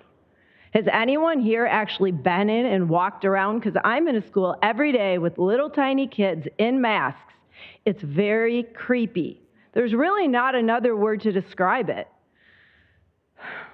So, I'm a reading interventionist. I really can't often hear these kids talking. They're muffled. They have masks plastered to their faces, sometimes very thick ones. I have them repeat what they're saying. They're spread out all over my room. They used to be at my little kidney bean reading table, we call it, so I could teach them with little props and talk to them. Now they're spread out all over my classroom. They can't see what I'm putting on boards very well. They can't hear me. I can't hear them. We're all muffled in masks. How am I supposed to distinguish if they're reading word endings or not when I can't hear them? I am so worried about these kids, and we worry about them falling behind, but in the end, nobody's changing anything. Industrial hygienists, experts in PPE came in here and talked to you. They were here. They're experts. You're not. Doctors aren't. Regular medical doctors aren't. They know. They're trained in it. They told you masks don't work. They're supposed to stop droplets. Well, when the droplets hit the mask, it breaks them. And then you have these little tiny viruses going all over in the environment. They don't work. Learn it. Know it. I pray that you all start listening and free us in schools because it's exhausting. Thank you. Thank you, Susan. I got Laura, followed by Ryan Johnson. Laura? Okay, I'm going to take this off because I want you to see me and I want you to hear me. Thank you for supporting Haven. Personally, I'm Laura from White Lake. I am a survivor of psychological, physical abuse by an ex-husband, so thank you for supporting that. Actually, it ties with what I wanted to talk to you about today. I wanted to talk to you about abuse. And I'm going to quote from the Workplace for Mental Health Institute. They have a plaque. You see them in your offices. You see them at the airports. So these are not my words. This is coming straight from this institute. So 15 signs that you might be in an abusive relationship. 1, they stop you from seeing friends and family. 2, they won't let you go without permission. 3, they monitor your phone and email. 4, they control the finances or won't let you work. 5, control what you read and watch what you say. 6 is monitor everything you do. 7, punish you for breaking the rules, but they keep changing the rules. 8, tell you it's for your own good and that they know better than you do. 9, don't allow you to question it. 10, tell you you're crazy. No one agrees with you. 11, call you names or shame you for being stupid and selfish. 12, gaslight you, challenge your memory of events, make you doubt yourself. 13, dismiss your opinions. 14, play the victim. If things go wrong, it's all your fault. And 15, tell you what to wear. Okay?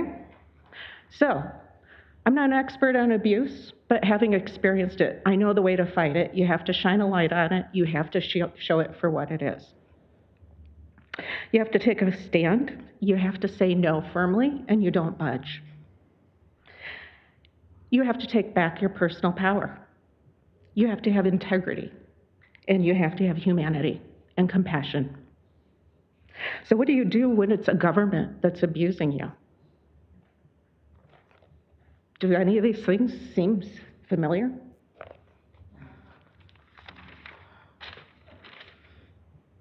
I ask you why you're wearing a mask. If it is truly out of a sense of fear that you definitely have my compassion. No one should ever be made to feel that fearful and that powerless. If it is to show your solidarity or a symbol of compliance, then does it make you feel better to hide behind that mask and accept that you're being abused?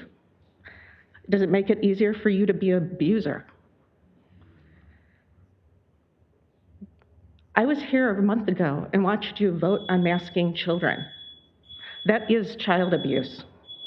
I watched Oakland County sheriffs see that vote and allow it to happen. They're compliant with child abuse. I ask you to please be compassionate and reconsider your stance. Thank you, ma'am. Next up, we've got Ryan Johnson, followed by Eva.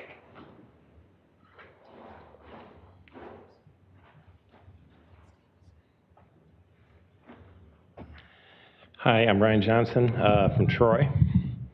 Mr. Woodward, why are you still here? Why haven't you resigned yet? Even now that you have blood on your hands and the Democrats on this commission still refuse to bring up the illegal mask mandate to the floor so it may be officially ended. It really does seem that you place your communist agenda above the lives of everybody living in Oakland County, and especially our children. You are either truly committed to your communist cause or really dumb. I have told you before about your oath of office and your bonds. It's clear you don't care about those oaths of office at all, and it'll make my job easier. You will be first, Mr. Woodward.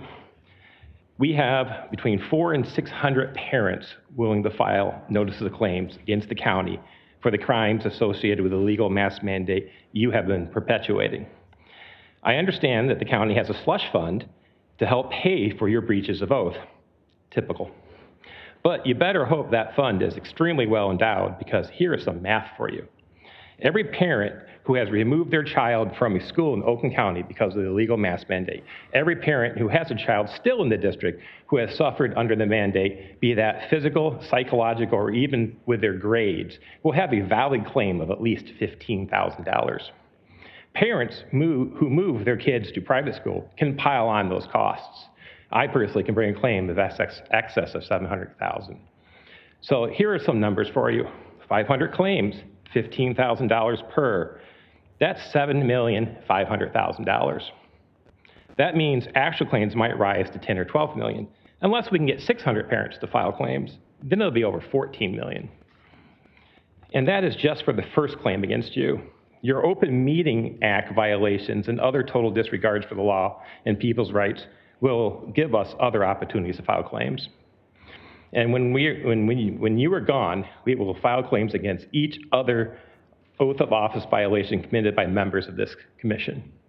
Notice of claim, these words will fill your nightmares. We, the people, are pissed off, and we're just getting started. Thank you, Ryan. Expect January to be epic. Eva?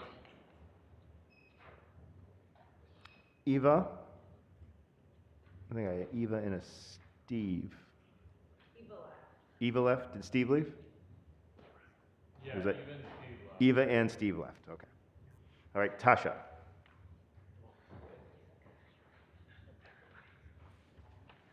Welcome back, Tasha. Thanks, good to see you. Tasha Shergan from Clarkston. Melissa mentioned the industrial hygienist and the OSHA safety expert.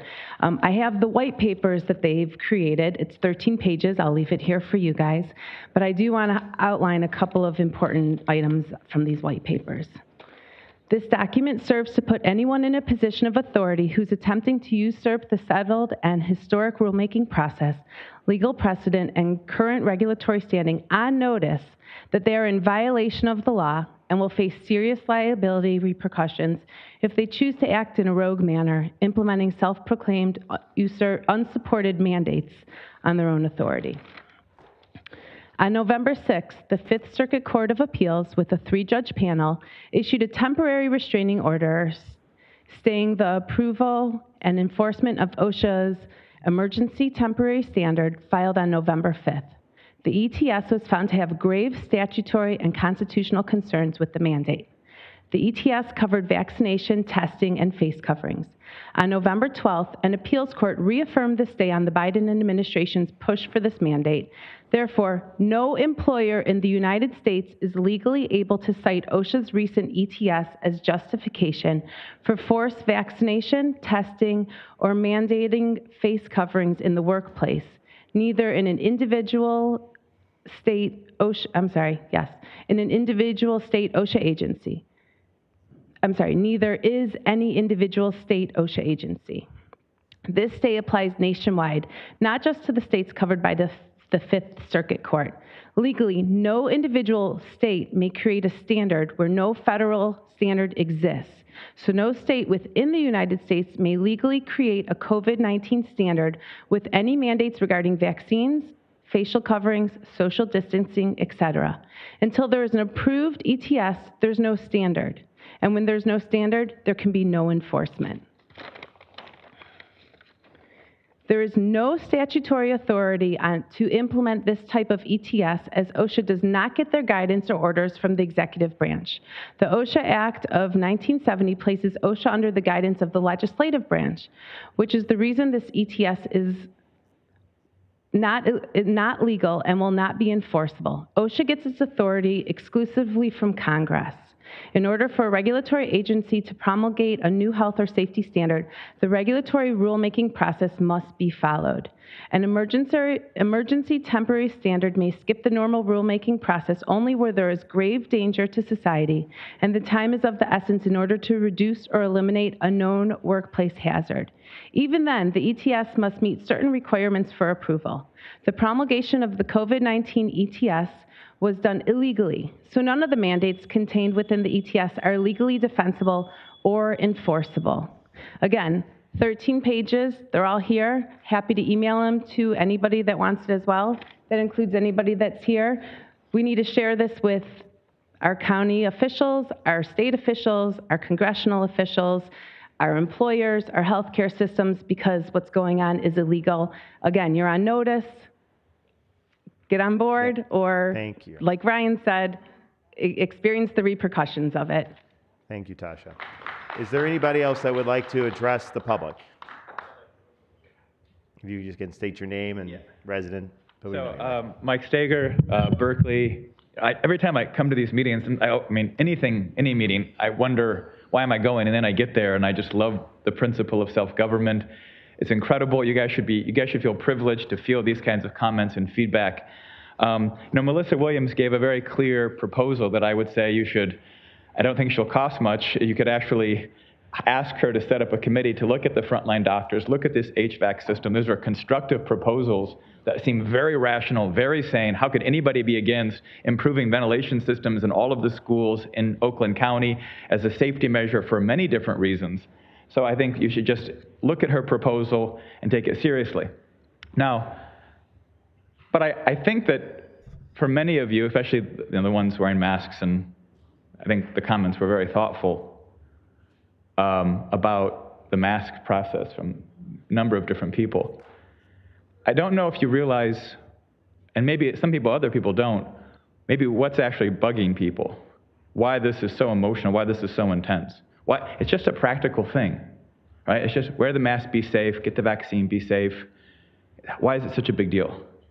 Well, 1949, there was an article written in the New England Journal of Medicine from the doctor who had been served at the Nuremberg tribunals. His name was Dr. Leo Alexander. I encourage all of you to read it, everyone. And he identifies that the ability, because there's always the question is, why did these Germans accept fascism? And remember, what is fascism? It's ultimately corporatism. If we were going communist and Marxist, as some people like to describe you're doing, they would be wrong. You're actually going fascist. Think about Pfizer, Moderna, Amazon, big corporations. How'd the small guy do? How'd the small businessman do? Not very well. Big corporations are benefiting massively from bailouts to Wall Street. Thank Obama for that. Or Paul Ryan, right? So what Dr. Leo Alexander makes in 1949, he says it's already happening here, is that the ability to use coercion in medicine was what ultimately led the Germans to accept what was the work camps, which were cheap labor on low calories, cheap labor policies, open border, globalization, lower the calories, work them, and then when they couldn't work any longer, why give them any more medical care? Why do anything for them? And eventually that becomes the extermination camps. But it was at the beginning, in the early 30s, where individual decisions, the Germans didn't do this. They didn't fight. They didn't see it early on. They didn't challenge people because it's just practical. Why? But the American people can see it. They see where this is going. They see who's benefiting. They see who's harmed, and they're not going to take it. If you think this is bad, it literally is going to be a hurricane. It's going to get a lot worse because this is going fascist, and that's not what the United States Constitution or the American people will support. Thank you. Anybody else that would like to speak during public comment? If you could share your name and community, please. Hi, I'm Lindsay. I'm from Beverly Hills. I've been taking notes during this whole process. I've been coming to several meetings. I watch them regularly. And I'm really not good at talking off the cuff. I'm going to do the best I can here. I mean, the main thing that keeps coming back to me is it's extremely disappointing when you have extremely intelligent people coming up here who have clearly done their research, who are sharing facts with you, and we're not being heard. You have Catherine Kennedy out back here, who's just, man, I always learn something from her every week. And then you have Bobby Roop over here, who's just like, he's like Jesus in fleece. And like, I mean, seriously, like this guy, he's brilliant, he's sweet, he's kind. I would say, generally speaking, we're very respectful, we're very kind.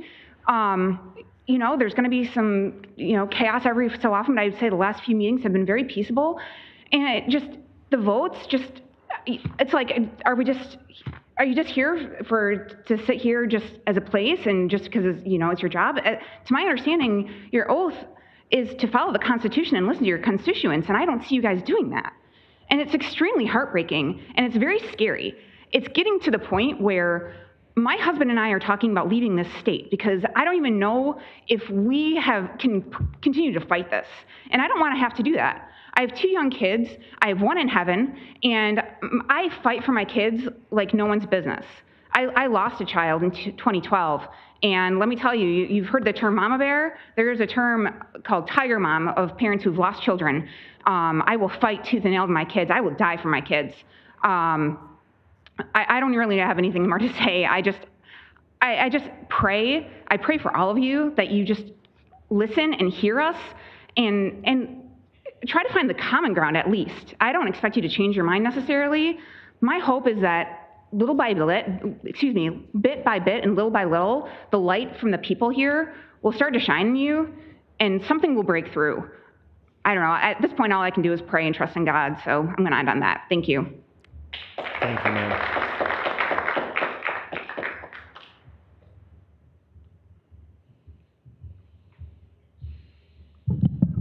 Hi, I'm Beth Felix from Clarkston. Firstly, I'd like to say my heart is aching for family members and all the families who are hurting from the tragedy of last week. This letter was addressed to Dave Coulter by a dear friend.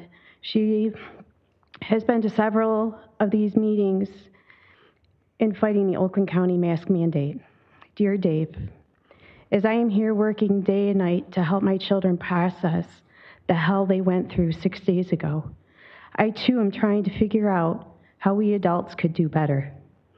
I started thinking, how could we have seen this child was suffering? How could we notice he needed help because his parents were so incompetent? How could the community help? And then it came to me, we are expecting teachers and administrators to help students and be their parents for the numerous hours they are in their care.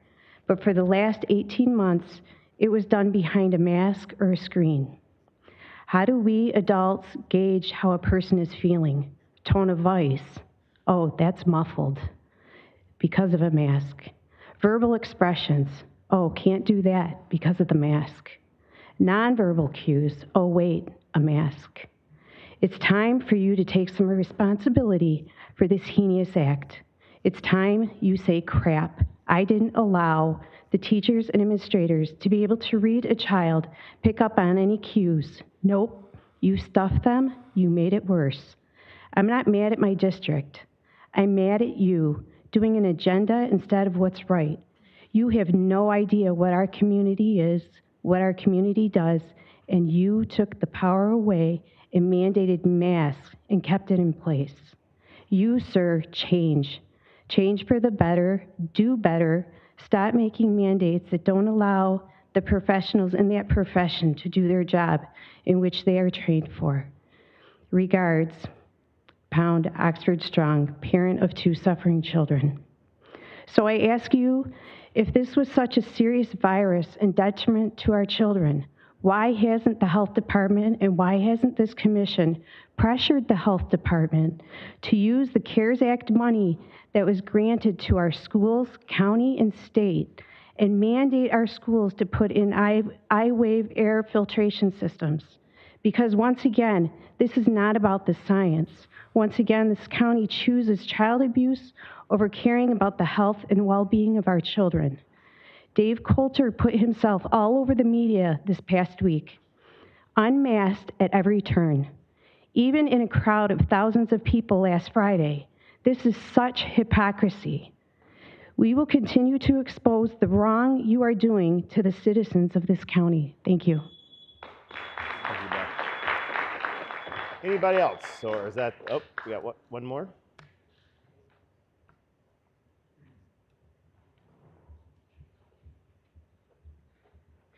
My name is Jennifer, and I am a resident of Oakland County. I would just like to lodge a complaint that I'm being told is not my school district's fault because they're following what the county board is telling them to do in the county health department. I feel like my kids are being discriminated against because they haven't gotten a particular vaccine. My kids, if they get exposed to the virus, first of all, let me start by saying, I'm sorry, I should have brought this up first. I believe my entire family had a very bad case of COVID at the end of 2019. I haven't really been sick since then, and my blood was recently tested, and she said, you have way more antibodies than any vaccinated person the doctor had seen, okay? My kids have been contact traced so many times through the school system. They have never come up positive. Every time they get contact traced, I have to take the time out to go get the dumb PCR test, which supposedly has false positives, but my kids still aren't even getting positives because I believe they have very strong immunity because we were all sick at the same time. So now, if my kids had a vaccine, their counterparts who have had a vaccine, they can be exposed. The administrator at their school told me that many of the vaccinated kids are coming down with the positive tests for COVID, but they don't have to go through this whole rigmarole that my kids and I have to do. Vaccines clearly do not always work. Sometimes commissioners who are fully vaccinated can still get COVID. People can still get it, they can still spread it. Why, for my athletes, do they have to get a Q-tip stuck up their noses every week where the vaccinated kid right next to them doesn't have to, even though that kid is still at risk of getting it and spreading it? The parents are starting to get pretty upset, as you can tell. I'm a calm person. I don't give a crap about politics generally.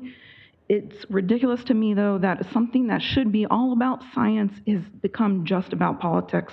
So I'm just one more parent trying to beg you, please listen, please stop the discrimination.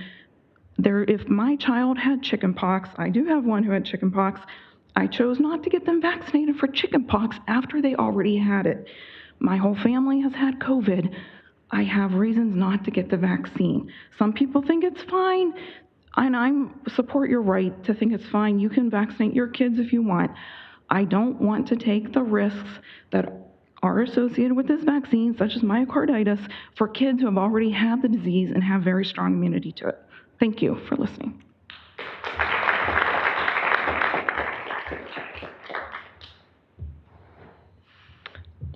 Good evening, Commissioners. This is Catherine Kennedy from Lake Orion. And I would beg you to please read the Constitution. The schools are not teaching the Constitution. They seem to think there are things that they already have a guaranteed right in our Constitution. They don't even know that they have that right. A lot of the arguments that are going on in politics don't make any sense at all. There's no economic logic. There's no science logic. It's politically manipulated for a motive that is not in the best interest of the people of this country. There's no reason why we should feel like we have to put up with it, frankly. Everything is manipulated media. There's too much of it. I have two close friends who have green cards. They're here from China.